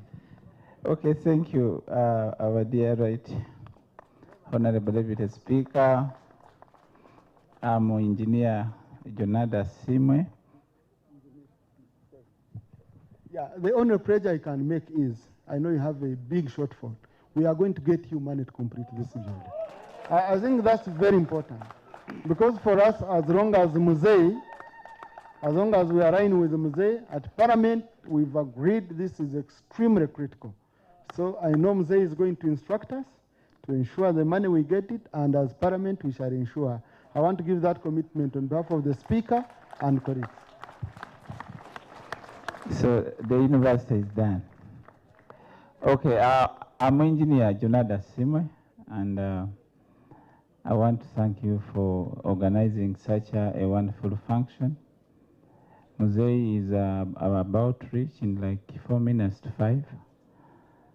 I'm the National Vice Chairman, Western Uganda, and they have requested me to say hi to you. Since we are all scientists here, I'm seeing the medical people there. We are going to ensure that we work and we protect this cane, right? That is good. So let's just keep it on, and we make sure that we vote the party. Let us make sure on 15th we all go and turn up and we vote. I'm a scientist like you. I did PCB maths, and I was the best student 2 times for O level and A level in the whole country. I understand the goodness of education, and I understand the goodness of science. So we shall support you by God's grace to see that we really make it. Otherwise, thank you so much. My words are brief as science. Thank you. Thank you, Mr. Simwe, Engineer Simwe. I hope we all heard what the Deputy Speaker mentioned. There's commitment to finish this project. When National Housing presented the designs, the final designs, and they also presented the BOQs, there was silence in the meeting, and we kept asking many silent questions. The figure that came through with permission from the chair of the committee, the Vice Chancellor, was about 180 billion. And it's good to hear that there's commitment to avail that money to accomplish this great gain.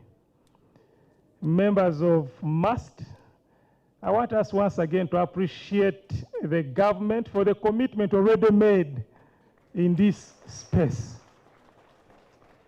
Engineer Simwe, we also have the Faculty of Applied Science and Technology, where we are producing engineers, civil, electrical, and many other people. I'm sure once space in your time has been availed, a good discussion will take place. We want MUST to be positioned as the center of excellence in the different courses we are offering. The Right Honorable Deputy Speaker, within a few minutes, I just want you to know in broad terms who has constituted this great crowd here. And I've not seen anyone who is below 18, and so we are all voters. And so the gains are going to be protected. 180 billion in the pockets of MUST, and we'll have the best College of Health Sciences in East, Central, and Southern Africa. But we are also expecting commitments to the construction of Faculty of Science and many others. Mr. Honorable Speaker, Deputy Speaker, we have the University Council governance with us here, and I'll ask them to stand up for you to note their faces. Please, University Council, led by Dr. Namara and your Deputy Council, Sarah Nyacho Mwaka, and all members of University Council, Professor Nixon Kamkama, all members of University Council. So, Deputy Speaker, those are the governors of MUST, including Dennis Lukaya here. You can take your seats. We have members of the University Senate led by our dear Vice Chancellor. Please stand up. All deans of faculties, directors, please stand up, and we run through this in a few minutes, in a few seconds. It will be done. So thank you. We have, of course, please, you can take your seats. Top management, they are all here. Very well dressed. They are compliant with the colors. Please, top management led by our Vice Chancellor, please stand up. Yeah, I'm seeing very interesting colors, but some are close to compliance. I hope after this event, we'll be able to sponsor them through the University Secretary. We have the teachers that produce the best graduates in this country, very hardworking. Our staffing norms are about 23%, very minimal, but they are very hardworking. Honorable Deputy Speaker, I just want you to turn and you take a look at these committed teachers and also administrators. Please stand up. We want to appreciate you. Stand up. I know you've just had lunch, but it's understandable. Thank you for the hard work. Yeah, very soon there are more commitments we hope will be coming in regard to promotions and the recruitment. For Dr. Munyarujero, I know you want to hear pro rata. We hope those commitments will come very soon. Is Munyarujero here? Is our boss as academic staffs? We also have, oh, he's there, he's compliant. Thank you very much. And also Mr. Kasule, Javila, please stand up. He also heads another section. Where are you? Oh, good, today you're in a suit. That's why the sun is so hot. Yeah, and Mr. Lukaya. So these are our leaders also at MUST. So thank you. The students have already been introduced. I would, at this point, want to hand over to Mr. Lukaya, who is our main master of programs. And I'll be able to go behind there and get you a bottle of water. I know soft drinks don't work for you, but for today's purposes, you'll have to do with a bottle of water. Thank you. Thank you very much, Dean of the Faculty of Medicine. That water is part of the gains, and I will always protect the gains. Thank you very much. The Honorable Deputy Speaker, we want to thank you very much for the commitment, and I would love to ask the members of staff to know that the Deputy Speaker is really with us, and his request that we stand with what matters most to us. which is participating actively in the protection of the gains that we have here. Thank you so much, Deputy Speaker.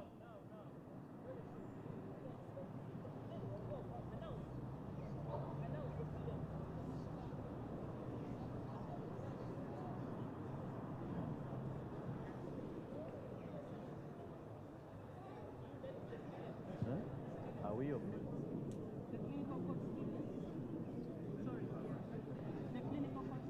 Take a photo with the deputy speaker.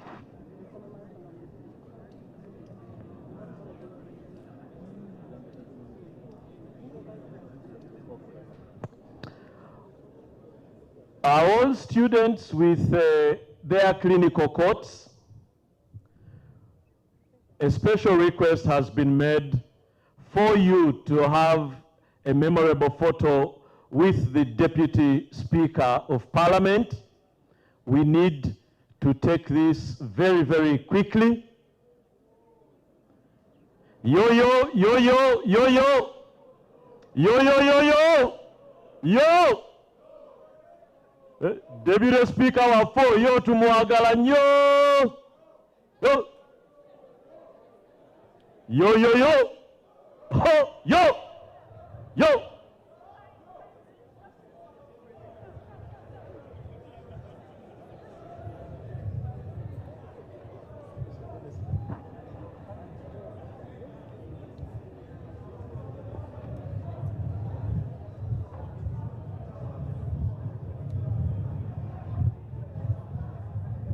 Yo, yo, yo, yo, yo, yo, get the speed, get the speed. I will like the vigor when our chief guest arrives.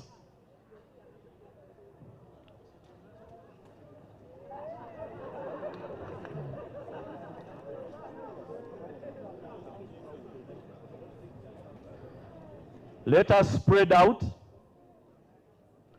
This photo is in memorabilia of the visit of the Deputy Speaker on the commissioning of the ground-breaking ceremony for the College of Health Sciences. Could we take this picture quickly?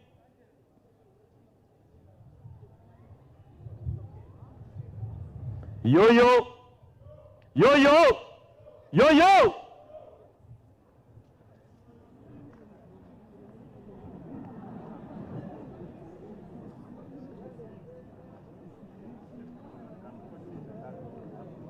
Have they taken the photo already? Guys, let's go. Let's do this. We have 2 minutes to go. We have 2 minutes to go. What's that? Go to the picture. Hurry up. Let's hurry up. We have 3 minutes to go.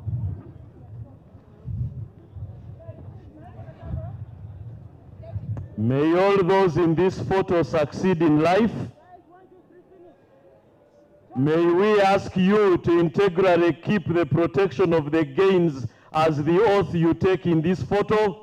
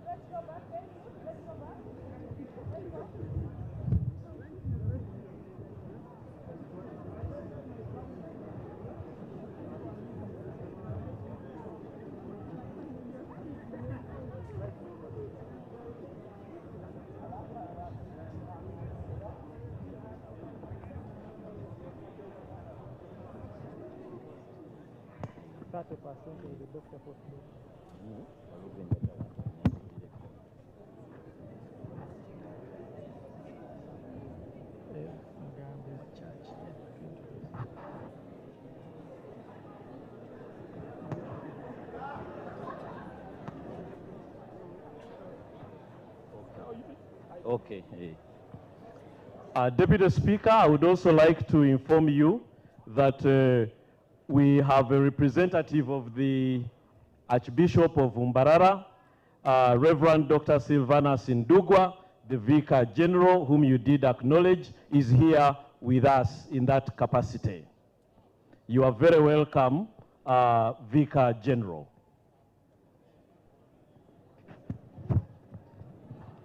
Thank you so much, students. Thank you very much. Mr. DJ.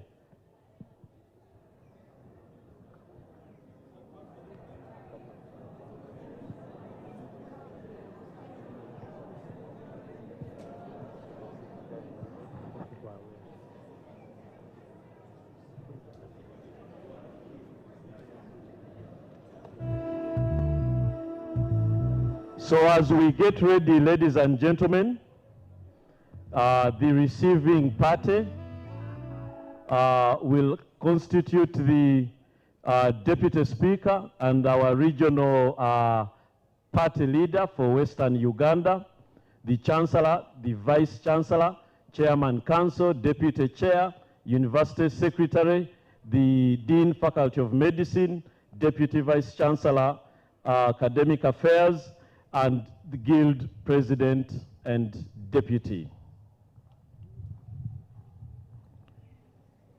Please, when we are alerted, let's move forward.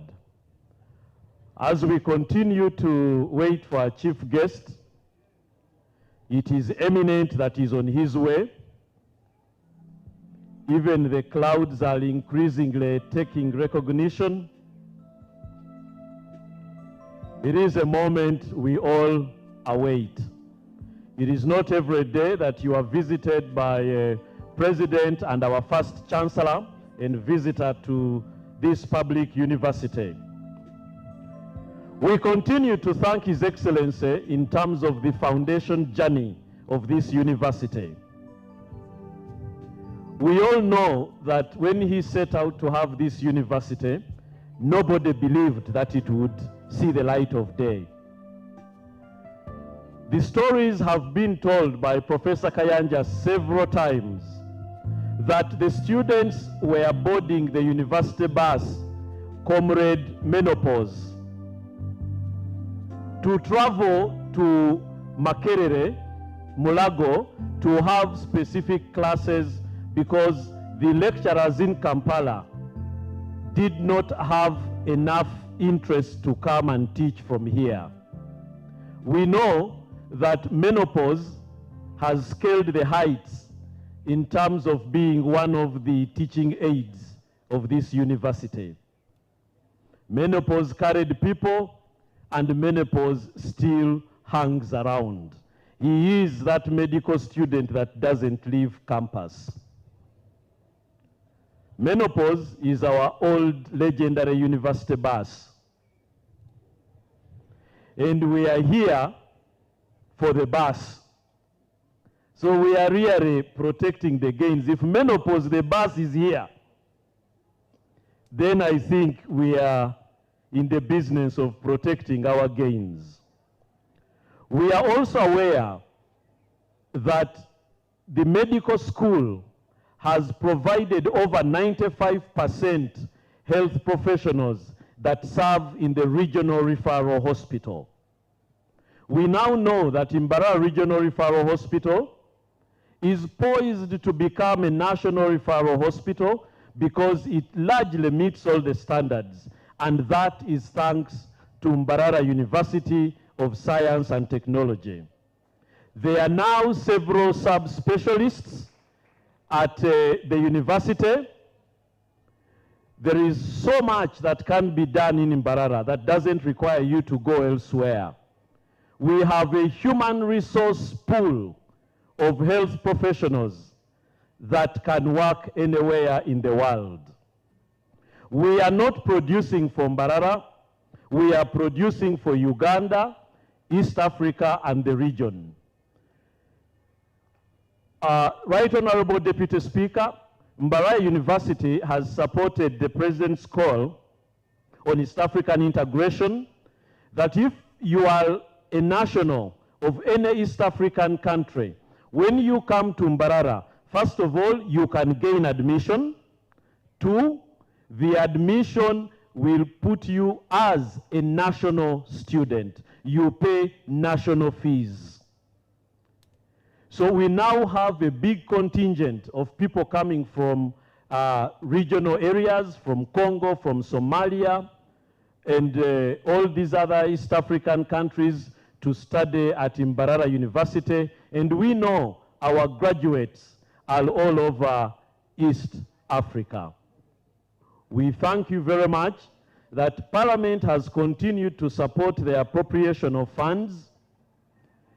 Thank you for aiding our new Vice Chancellor, because if she had come in the olden days, their awards would be very difficult, because the proverbial no money had become our signature tune. With Professor Biachika, we are saying groundbreaking. We are seeing mega tent. We are seeing Faculty of Medicine transiting into a College of Health Sciences. We now have engineering. FCI at Chihumuro is in their building. We have the eye clinic working. We have Bwindi Institute of Tropical Forest Conservation. We have College of Management, Business and Management Sciences. We have the Faculty of Science, which is the pioneer in training science teachers. And they have a rich component of training the science, the laboratory school science personnel. So, ladies and gentlemen, we at MAST have so much to be thankful for. If we look back 30 years, what was here at MAST? We want to thank the management of the university. We want to thank Council for increasingly bringing us together. Right Honorable Deputy Speaker, all the members here are members of the university. We have students and staff, and we are all a team that believes that we need to be here to celebrate this milestone. Many years ago, this university was not everybody's choice because it was far. The road to Mbarara was not an easy ride. You required on minimum 10 hours from Kampala. Today, we have some vehicles that bring you here in 2.5 hours. You can come and have breakfast in Mbarara at the university, and by 4 p.m. you are back in Kampala. It used to be said that you could only travel, you would not start any journey to Kampala after 4 p.m. The best time to travel to Kampala for many members of staff now is 8 p.m. Therefore, we really can say there is a lot of transformation and there is a lot to be thankful to. So as we continue to wait for our chief guest, I wish to remind the welcome party on the signal of protocol. We will accompany the Deputy Speaker, the Deputy Party Leader for Western Uganda, the Chancellor, the Chairman of Council, Deputy Chair of Council, the University Secretary, the Deputy Vice Chancellor Academic Affairs, and the Guild President. Thank you, and welcome, and let's all really wait and celebrate the arrival of our chief guest. Selector, please.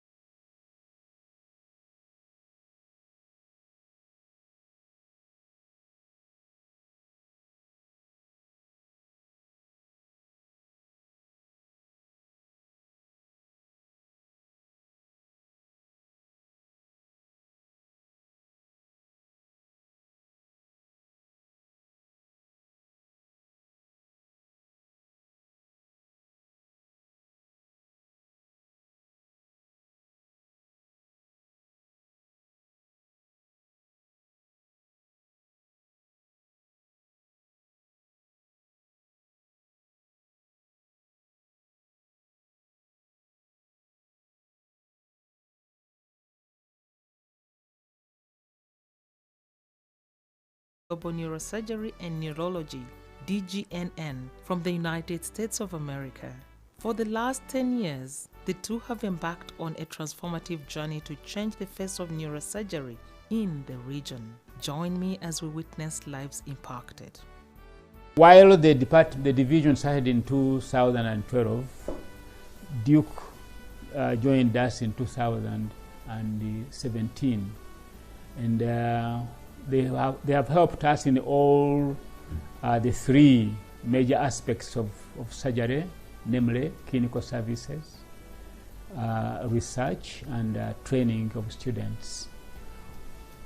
Under clinical services, we have had several camps, very useful surgical camps with the Duke doctors, and the most important thing for us conducting camps is for knowledge transfer to those who are who remain in Africa, and also to work on many of our patients where we may not have the expertise and the clinical and the equipment to conduct the operations.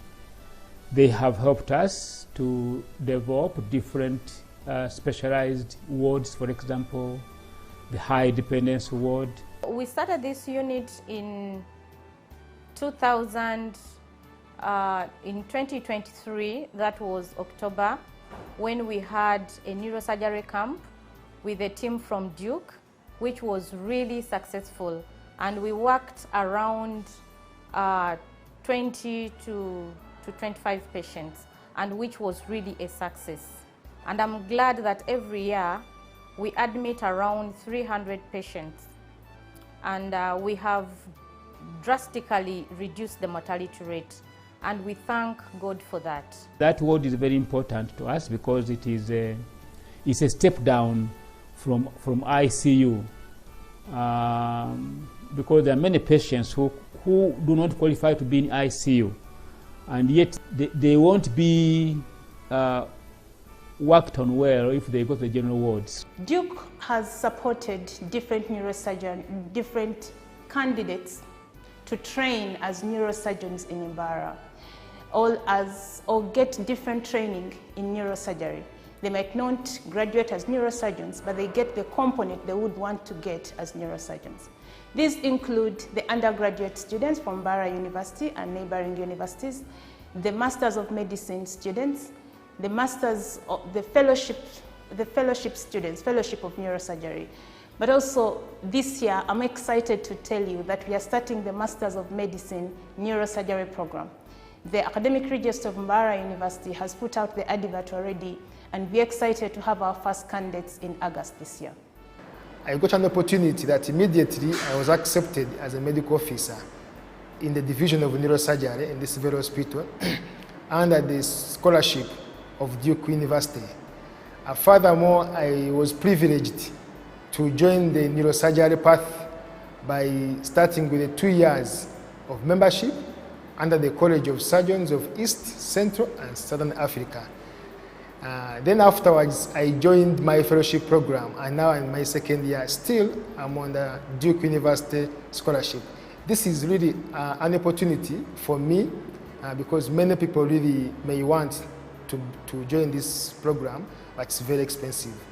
So as a resident, I've gotten opportunities for mentorship in the field of research, and also get an opportunity to be on the different papers with renowned people in the neurosurgery. And as a trainee, really I've been supported to attend different conferences locally and internationally by Duke University. And this has given me exposure in neurosurgery and has given me more connections with renowned people. Furthermore, here in Mbara, we have gotten an opportunity, because we are quite a number of residents here, we have gotten an opportunity to provide neurosurgical services to the different Ugandans in southwestern Uganda, Uganda at large, and even our neighboring countries, whereby we provide trauma services, we provide oncology services, we also provide vascular services. It is good to note that Duke University has been key in the development of neurosurgery in this very hospital. For example, we are able to do now very complex surgeries involving the microscopes which have been provided to us by Duke University. We are able to carry out trauma surgeries with the sets which have been provided by Duke University, and also the consumables that we receive, because it is good to note that some of our patients may not really be able to afford these consumables, but we get these supplies from Duke University. These camps bring essential, often life-saving surgeries directly to those who desperately need them but cannot afford them. They are a testament to DGNN's profound dedication to health equity and community well-being. Over the years, the Duke team has traveled to Uganda to carry out neurosurgeries in Bara. I want to use an example of a lady who could not walk but was able to get spine surgery that she wouldn't get as a Ugandan. The surgery would have costed a lot more, but if it wasn't for the camp, she wouldn't get the surgery because of the cost, but also the availability of the surgeons to give the surgery. So her alternative was to travel out of the country, but she couldn't afford that. They have helped us to operationalize our theater. Right now we have one theater dedicated to neurosurgery alone, and they have helped us to equip the theater, to buy lights, to have theater tables, to have equipments which we use for the day-to-day work in theater, like bone drills and microscopes. I give credit to Duke because they have really helped us to move on smoothly. We used to do 1 case or 2 cases per week, but right now we can do 11 cases, around 11 to 14 cases per week. We receive patients from as far as northern Uganda. We receive patients from the neighboring countries coming here to receive neurosurgical services. The numbers are high, they are overwhelming, but it's comforting to know that we can do something about it. If you do not have a consultant neurosurgeon present, we are very comfortable knowing that a trained resident is able to take care of this patient. We couldn't do this if we didn't have a training program that is supported by the Duke program.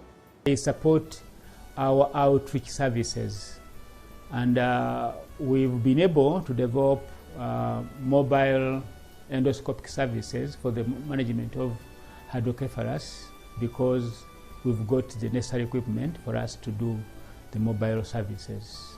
We are happy that we are working on a huge project together of Institute of Neuroscience, for which we are planning to have a building set up in this institution. Once that one is established, then of course both clinical services and training of students will have a major boost in that building. We have won research grants together. The one we are closing, we have already closed actually, the neurotube defect research. It's sponsored by NIH. And we have published a lot of research papers in peer-reviewed journals. The numbers are many. And also the volume of research. The volume of research has actually tremendously improved because of their collaboration. And we do impactful research to the community. Like the neurotube defect research will definitely change. The DGNN Bara program has also created or established the epilepsy clinic, the neurology clinic. Before this started, all epilepsy patients were seen together with other psychiatric patients. And we know this contributes to the stigma that is related to epilepsy. We currently have a fully functional epilepsy clinic where adults are seen, children are seen, and any other neurological patient is reviewed by a consultant neurologist at our hospital. Duke came in the picture and they took some of us. I was among the lucky ones to go and train as an EEG technician. So we went to Duke University where we trained for 6 months.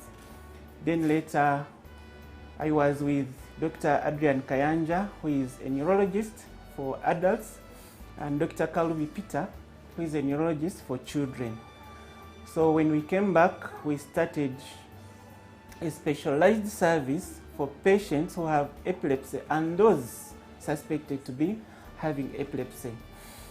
So we started this clinic officially in 2019.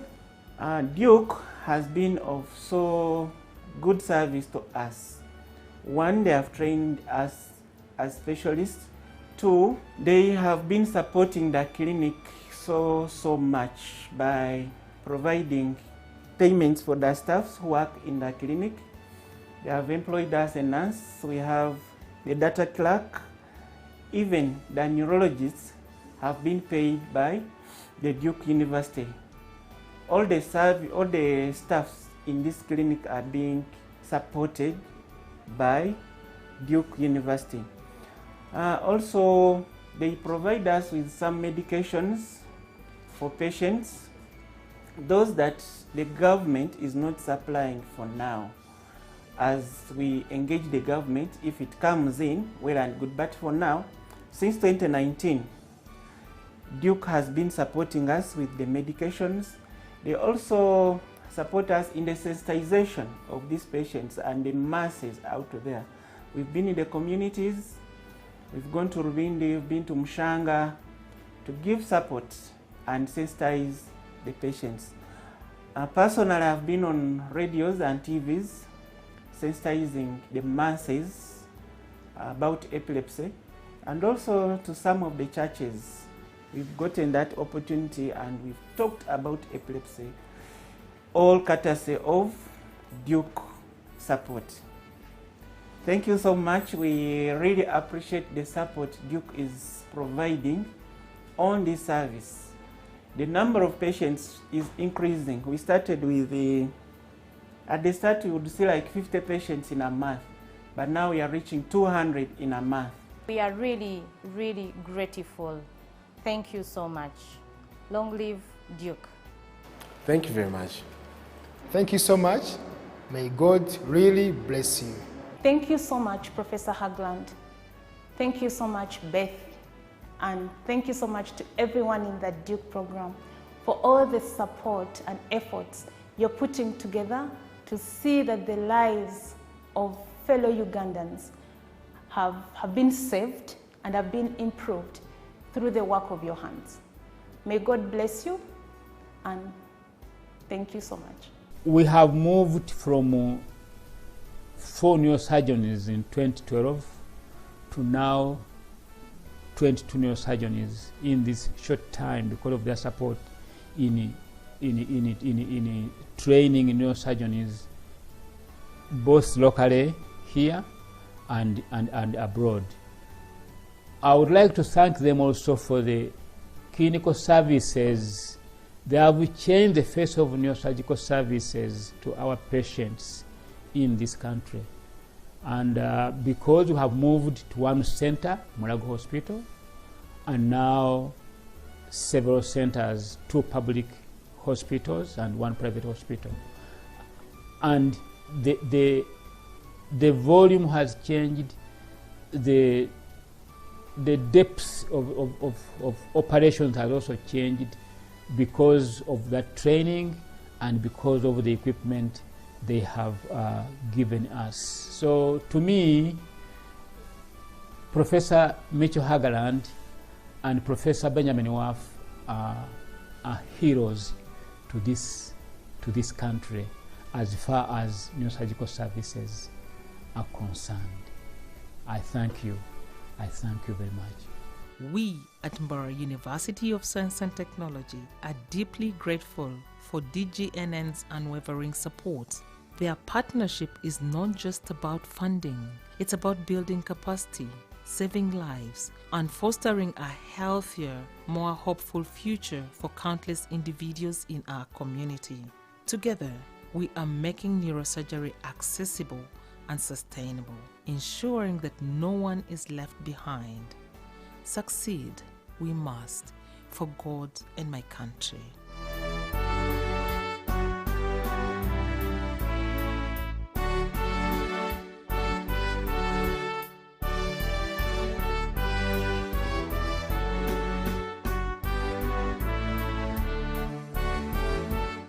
At the heart of Uganda, in southwestern Uganda, Mbarara City, a transformative journey for solving societal challenges is unfolding at Mbarara University of Science and Technology. This project is funded by the European Union and involves 7 universities. Particularly, Mbarara University of Science and Technology is involved because of its core functions as a university, which are teaching and learning, community outreach and engagement, and research and innovations. And all these coming under the work packages of the project that we are working with. We have a program that we call STP, Student Community Training Project, that is started in 2013. And the aim of that project was to create an individual who is not just learning about theory, but also applying it in the community. So community engagement is part of our training because we believe that these students have to have an impact in the community. We offer it in a way that for 6 weeks, these students go to the community, diagnose problems in the community, rank those problems, and come up with the most pressing problem and try to develop interventions around that problem to solve that problem alongside the community. So when they go to the community, they do transect work, what we call participatory approaches to community, whereby they do the transect work, they identify the resources in the community that sometimes may be taken for granted, and also try to use those resources, available resources, to come up with the projects in the community. So this new program that has come as real life learning labs has come really to strengthen, to enhance, and to create more impact in the community, because what a real life learning labs does is actually what we are already doing. A unique multidisciplinary approach and blending of academic theoretical knowledge and community practical wisdom is being harnessed to address pressing societal challenges in Mbarara district. This is a story of a real-life learning lab initiative by the Inspire project being implemented at Mbarara University of Science and Technology. So basically, students working with communities following predetermined methodologies identify problems that are linked to climate change and food systems. We are using work package for specifically in society engagement under what we call the real life learning lab, that we are using to engage the community and the students and staff on how to solve societal problems. And this is where we come in as Inspire for producing graduates who are going to come out and solve societal problems. At MUST, the Real Life Learning Lab is being implemented at the Department of Environment and Livelihood Support Systems at the Faculty of Interdisciplinary Studies, together with the Abatiaba apiary and banana growing community located 10 kilometers outside of Mbarara City. One of the key engagements that we are doing with the communities is a banana growing community called Abatiaba, that we are working under the Faculty of Interdisciplinary Studies, Department of Environment and Livelihood Support Systems, where we are working with, and using the Real Life Learning Lab, abbreviated as RLLL, that we are using to engage the communities. And this RLL has never been tried in sub-Saharan Africa, but has been tried somewhere else in Ljubljana University, in Slovenia, and other European countries. So we are using the same experience they have used but specifically tailoring it to our local situation to see how we can solve societal problems using the real life learning lab. And so far, we are seeing success of the RLL, and we will continue working with it so that we help societal engagement. We help with the key core function of the university, which is societal engagement, to solve societal problems as a university and making it relevant for our education and our students. In this pilot, the group identified banana bacterial wilt as the most important challenge threatening both their banana and apiary enterprises. And they also argued that because of the problem of deforestation, bees no longer have foraging spaces, and bananas have provided a useful alternative. But the bananas are affected by banana bacterial wilt. The Abatiaba Community Group, a vibrant hub of agricultural activity, was selected as the prime location for the Real Life Learning Lab project. Students, under the guidance of dedicated lecturers, mentors, and researchers, embarked on a collaborative journey with the community. We were able to identify this community because of the projects that they are engaged in, working together with the community development officer in Mbarara City. Around this, engaging with these communities, with the students, through the student training community project that Mbarara University has been doing to deliver its service to the communities, we were able to work with these communities and identified challenges, getting the students to learn how to work with the communities, to do community diagnostics, and this enabled us to identify a challenge of banana bacterial wilt disease that they are trying to face, that is affecting the forage for the bees, where they are likely to get to support their productivity. We brought our classes to the real-life context with our community, where we took them through some of the theoretical aspects we learned in class, like the problem identification, resource mapping, and through this, together with the Abatiaba community, we were able to identify their pressing challenge of the banana bacterial wilt, which was affecting the forages used by the bees, which is their main source of income in their beekeeping enterprises. This project has allowed us to gain skills, very enriching skills. For example, problem identification, teamwork, working together with the community to identify problems that are tailored exactly to meet their needs. Our lecturers have been a great support in mentoring us throughout this project, and we are really grateful. Together, the students and the community members delved into the community's challenges, identified the problems, and found the root causes. Through these collaborative efforts, a shared understanding emerged, fostering a sense of ownership and empowerment. Entoche, tutunga enjoki, tukaba tutunga enjoki, then turukusharura bike konka bwa nyuma ya Mbarara University kwije katwejoyiningaho twatunga okushomesebwa batushomesa twabashomesa twakwatagana twatunga okutushemeye kuri enjoki obukugu twayongeraho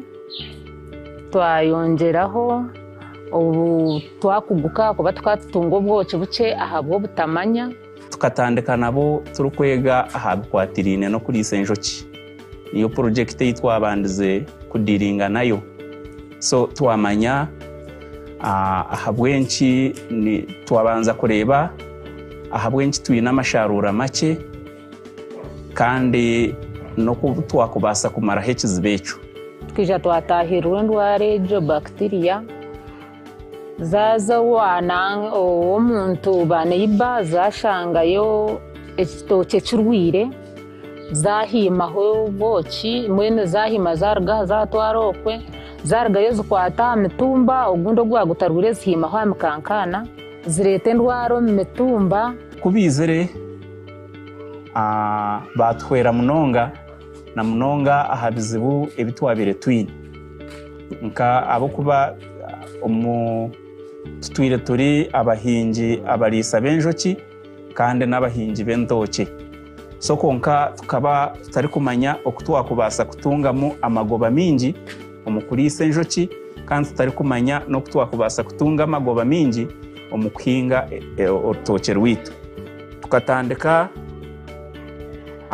no kurambura ekicweka kitu twahereze kurambura twakora resource map so omuri ebyo ebitwakozire bikatuyamba munonga kuzuura ebizibu ebitwabire twine ebyabire nibireetera twagira amasharura make omu njoki na n'omu rutoke rwitu so omuri ekyo tukashanga ngu ekizibu ekituri kusingayo obuhango ne ebituri kuteekateeka kuba manure ebituri kwiha heeru tukareeta kandi bikaba nibyo byashiisha eby'obuhangwa byaitu ningashi bikashiisha entoke ziitu kandi kutwahereze kukizuura ngu nikyo kizibu twakitebeekanisa turi kutandikaho okwekorera manure yiitu twekorere manure kugira ngu enjoki ziitu zireke kuzanzaza obwo burwire zihime ebintu ebirungi twaguma nituza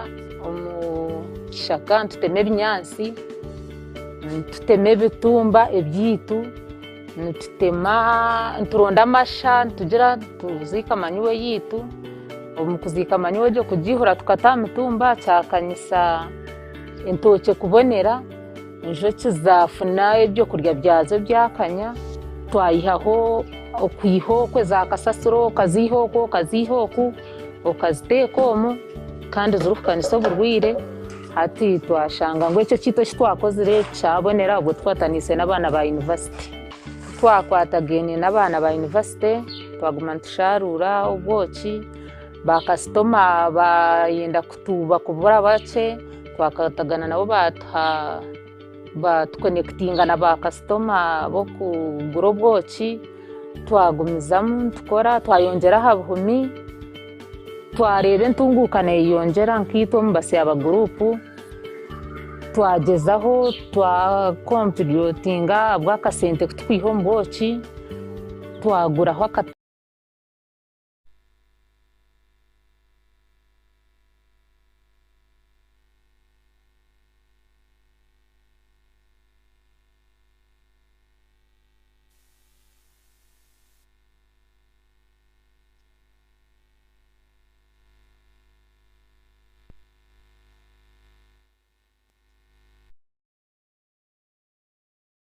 siima Mbarara University ahabwokuba ebyabire biri ebizibu tukabaasa kubimaraho.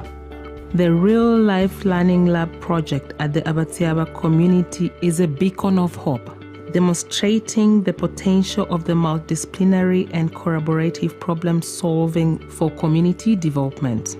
As we look to the future, it is clear that the Real Life Learning Lab will continue to be a catalyst for positive change, empowering communities and shaping the way higher education institutions transform societies in sub-Saharan Africa and beyond.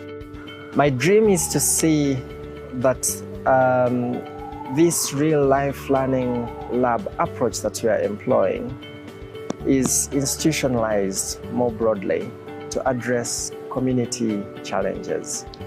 So a university being a driver of change in the communities where we work to address food systems and climate change challenges in the long run. So we shall become relevant as we continue engaging the communities, carrying out community outreach and making our research and teaching more to do with societal engagement and solving community challenges, which is why this project is very important, and we see it as an entry point of how to improve the university teaching and learning and community engagement.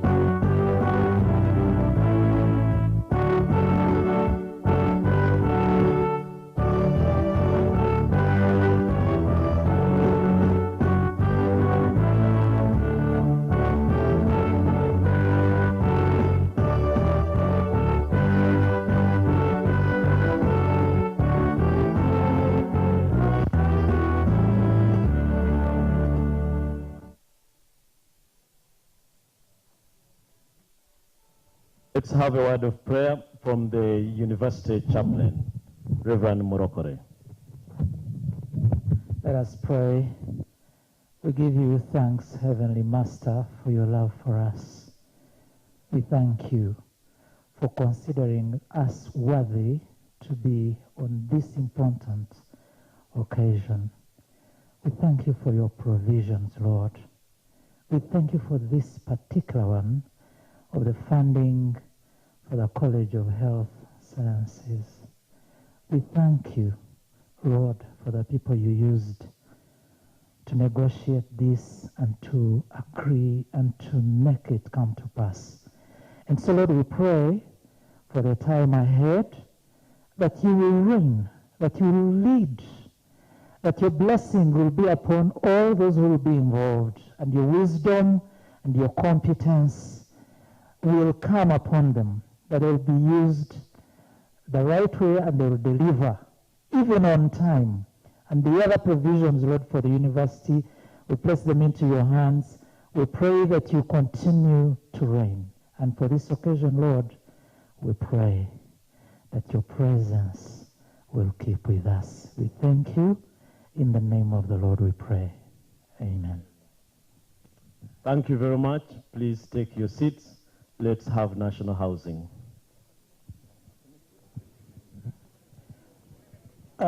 I think I'll continue from where I stopped. National housing is the creation of Parliament when it was made National Housing and Construction in 1964. And today, when you look at our letterhead, it's written 60 years. And it's indeed 60 years since we were born through Parliament. And when you are a human being of 60 years, it means you are a grown-up individual. National housing is therefore celebrating its 60th year of birth. Mine is just to assure Mbarara University and to assure everybody who is associated with Mbarara University that as a board, we have accepted, internalized, that our relationship with Mbarara University, if it is marriage, we are already at the altar. Therefore, we want to thank Mbarara University for entrusting us, and we want to assure them as a board and as management that we are going to handle your project with all the experience that we have. And given the availability of money, if we signed a contract, we are sure that we will finish a month or so before the end of that signed period. I want to thank you for listening to me. The rest of the details will be given to you by my CEO. Thank you, and God bless you. Thank you, Chair, our chief guest, and all of us present today. Engineer Kijuka Kenneth is my name, and I'm the Chief Executive Officer at National Housing and Construction Company Limited, which is the business arm of government in real estate and construction.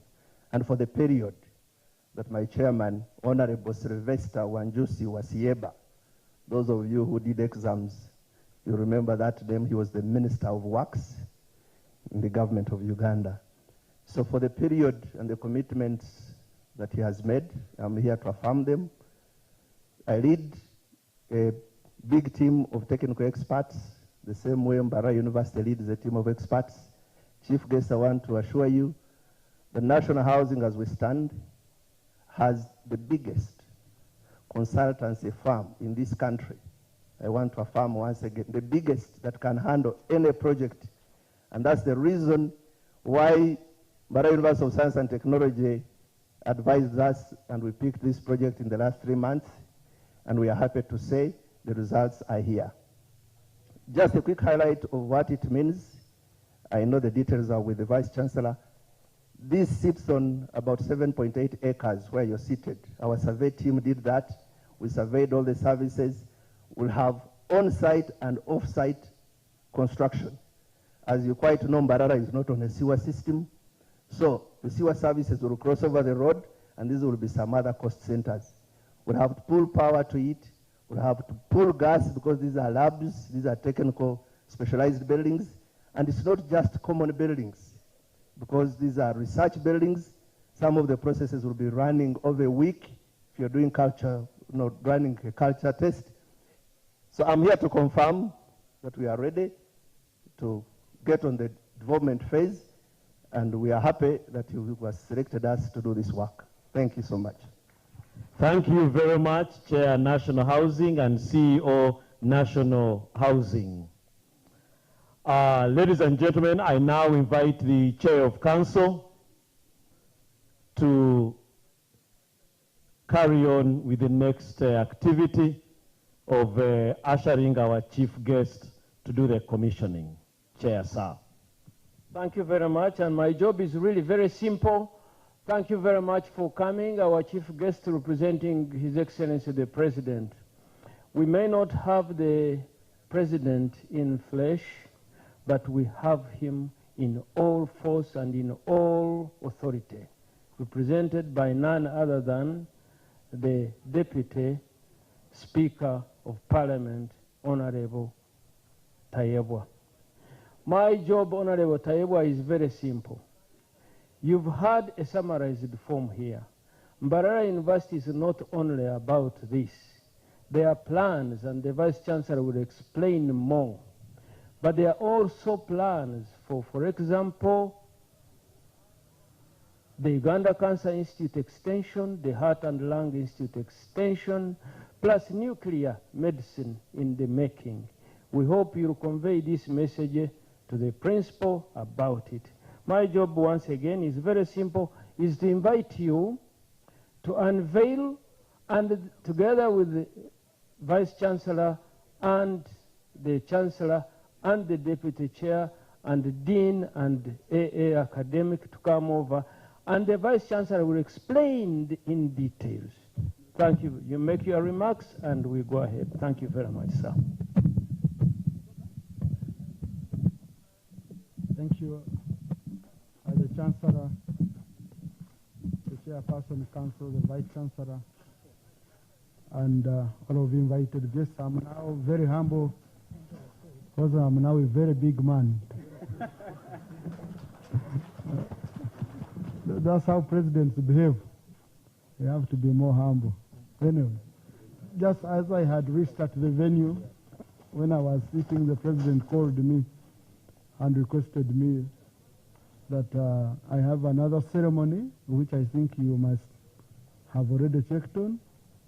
Kindly go and convey my regrets that I won't be able to come in person, because he was delayed along the way. He had a matter needed to resolve, and then he found that he would be coming here by around 7:30, 8 p.m., which would be unfair to you. So he said, since his speech was going to last only 3 minutes, it's very important that I come and extend his apologies on why he can't be here. Number two, he told me that you know very well that he has Mbarara University at heart. He calls it his special project. Said his fear was when you had started going into things of development studies. Said I emphasize that. Said we should be very, very cautious about that, because now as a country, our strategy is on STEM, our major focus. So if we create a university which should be focused on STEM, and that's why you see even with our policy of saying each sub-region of Uganda should have a public university, we are now creating public universities specialized in certain areas. So Mbarara University is a well-known and has played a very critical role in training medical practitioners and also groundbreaking research in the medical field. We would want you to focus on that as a government. And the moment you remain focused, then we shall also be focused on supporting you. That's very, very critical. And we are even going to support you more because the recent times, especially with the pandemic, COVID pandemic, has shown us that the country's resilience on all aspects from the economic part is based on strong health systems. And those strong health systems include a strong research in health, a strong commitment by government to train health practitioners, and also supporting institutions like Mbara University. We know what the Rang Institute helped us to survive as a country when we had COVID. So we hope that Mbara University, with this new structure, and with what I've shared with Professor Byachika and Dr. Warren, we are going to have much, much more capacity, which will help the country build resilience in case of shocks from the perspective of pandemic. So we congratulate you, Mbara University, in this structure, and once again, thank you for choosing government institutions, for having faith in your government. That is National Housing and then NEC. We are deliberately focusing on those two institutions because the hemorrhage, you know, government institutions advertise, you put conditions which cannot be met by any of the local companies. But now we believe NEC can meet any requirement, National Housing can meet any requirement. So I urge all government institutions to give first priority to these institutions if we are to develop our own capacity as a government. I congratulate you and I wish you all the best. Thank you. Thank you very much. The Guild President, please join the team here. Guild President, please. And your deputy? Oh, you said? Please join the team. Vice Chancellor.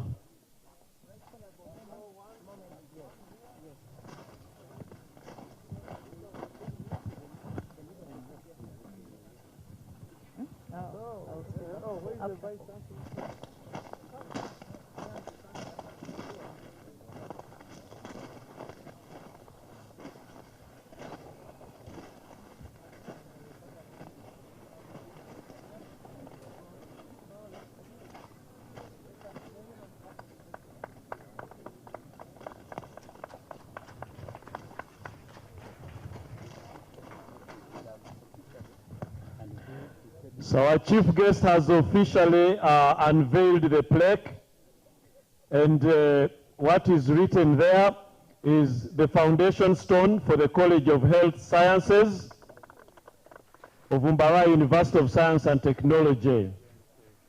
He is now going to sign the artboard to commemorate that important signature and stamping authority that the college will see the light of day.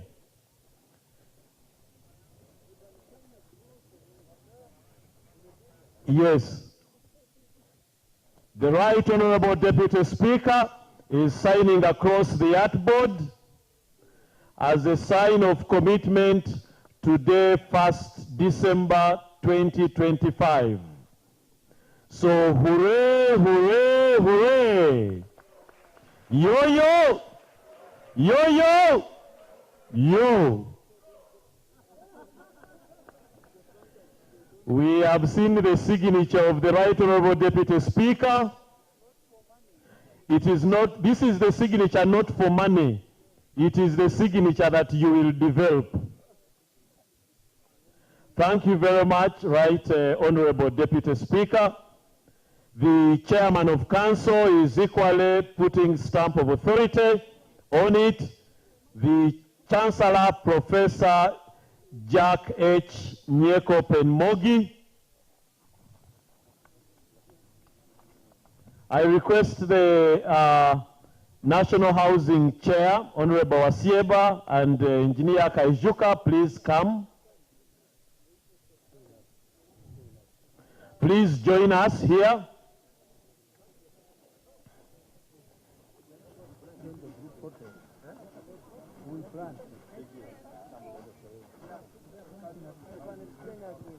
Okay. I think this is my final word. Your Excellency, represented by Right Honorable Deputy Speaker, Honorable Thomas Tayebwa. This is the design from Bara University of Science and Technology, College of Health Sciences. A little bit of a background. The Faculty of Medicine of MUST was established in 1989 in the former School of Nursing. That school had capacity to accommodate only about 40 students. For the last 36 years, this faculty has grown to include 25 departments with 31 academic programs, all fitting in the space of the former School of Nursing. We currently have close to 2,000 students only in the Faculty of Medicine. It is the flagship faculty for MUST. We have 6 faculties in total. So because of the numbers and the demand and the need for specialized healthcare training, we have decided to transition that faculty into the College of Health Sciences. And this is the design for the College of Health Sciences. This design is to enable us protect the gains, as you have said. The design concept is based on the anatomy of the brain. The anatomy of the brain, we have the key here that shows the numbers. The numbers represent each block on the design, and the concept is based on the brain structure. Because this is health sciences, the brain works, the structures of the brain work in an interconnected and very interrelated way, very closely related. Without one part, the other may not actually work. So we have the main gate entrance here, number 1, and number 2 is the brain stem. Okay, the brain stem is vital for all the vital functions of the brain. It coordinates our breathing, it coordinates everything that we do. Without it, you cannot survive. So this number 2 is the central administration block, where the principal, the deputy principal, and all academic staff, professors, and support staff will sit. It has capacity for 750 staff. Number 3, so the different blocks 3, 4, 7, and 8 represent the lobes of the brain. Those who remember their anatomy, the cerebrum, the lobes of the cerebrum. I don't know which one is parietal, which one is temporal, another is frontal, and then occipital.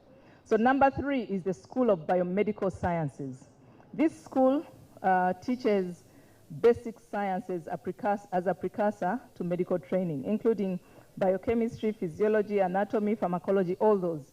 This is the school. We've designed it in such a way that it has state-of-the-art facilities, training facilities, research facilities, and so on and so forth.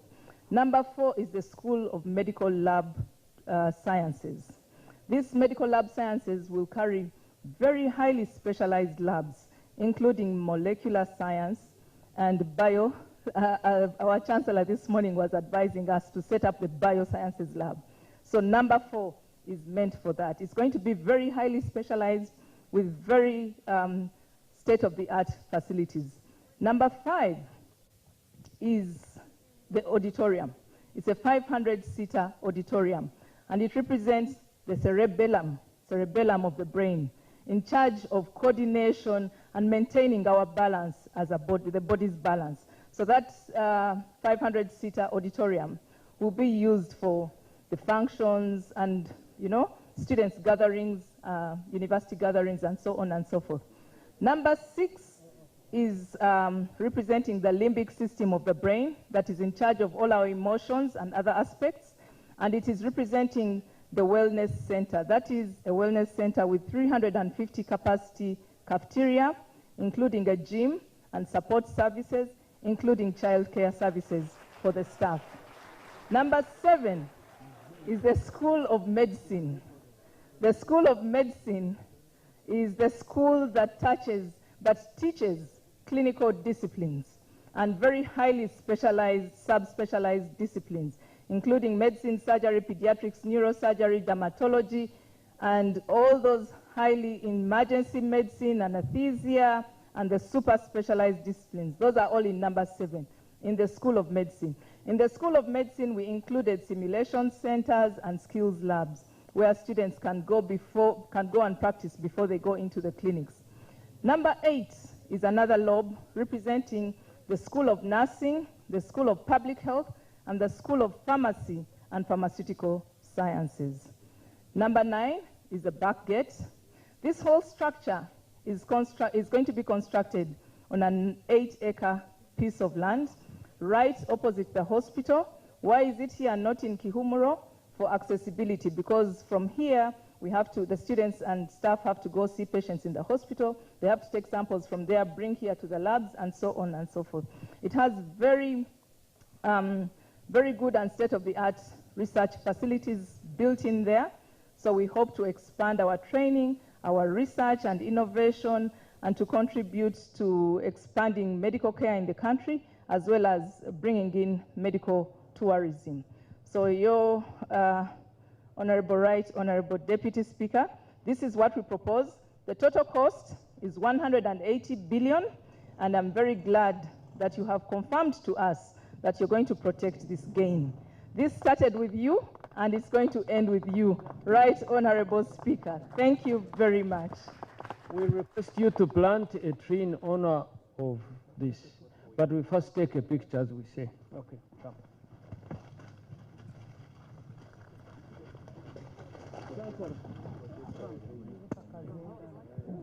Come.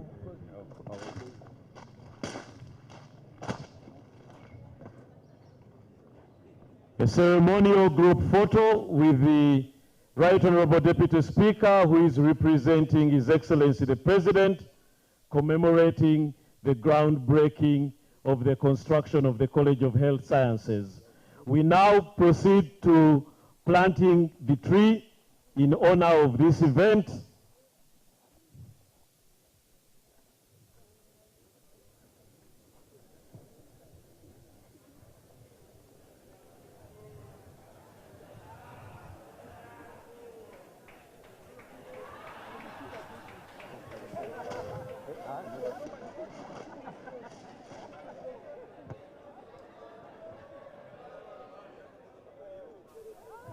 Yes.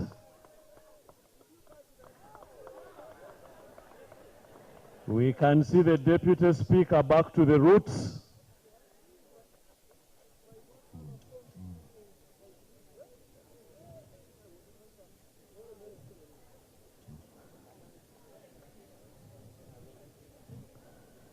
Right Honorable Deputy Speaker has planted, he is now watering the tree that will grow a long, long time to symbolize this very important day.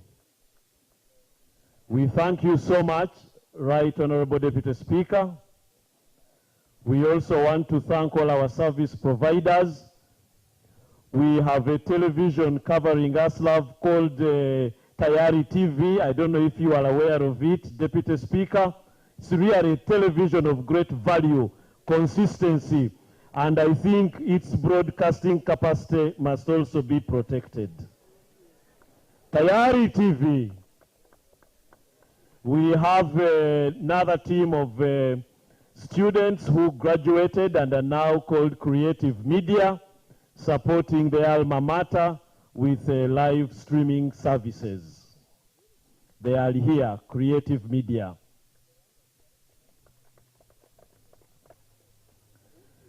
Thank you very, very much. You have made our day. You have given us history.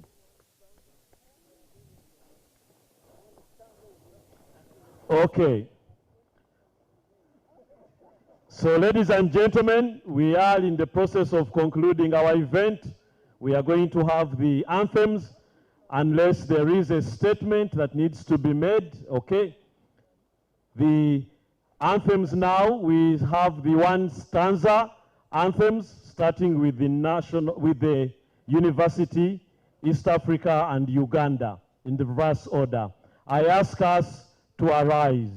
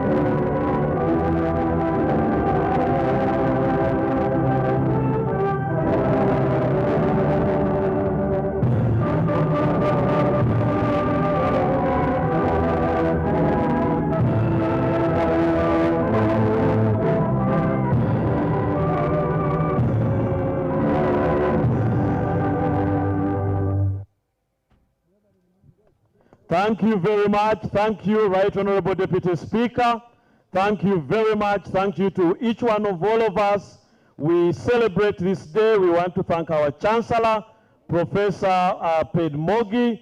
We want to thank the Chairman of Council, Dr. Warren Namara, the Vice Chancellor, Professor Pauline Biachika, the Deputy Chair of Council, Council Sarah Nyachomwaka, Dean, Faculty of Medicine, congratulations.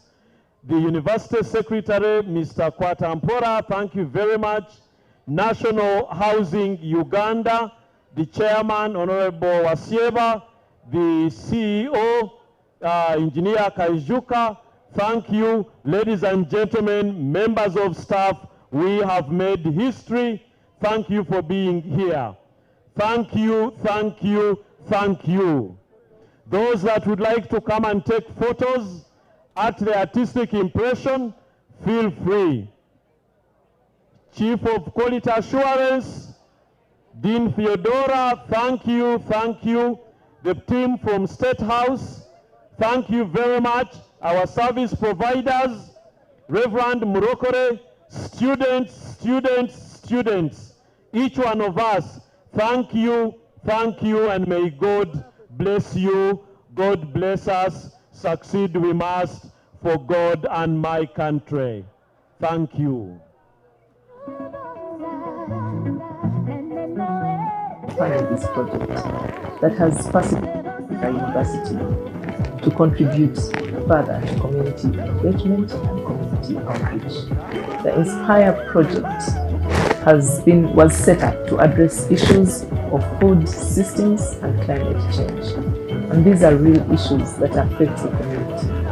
And therefore, the Inspire project, through setting up the Real Life Learning Hub, has facilitated the students and staff at MAST, Barra University of Science and Technology, to further contribute to transforming lives in the community, to further contribute to our philosophy of community engagement We extend our sincere gratitude to all our partners and collaborators at national and international.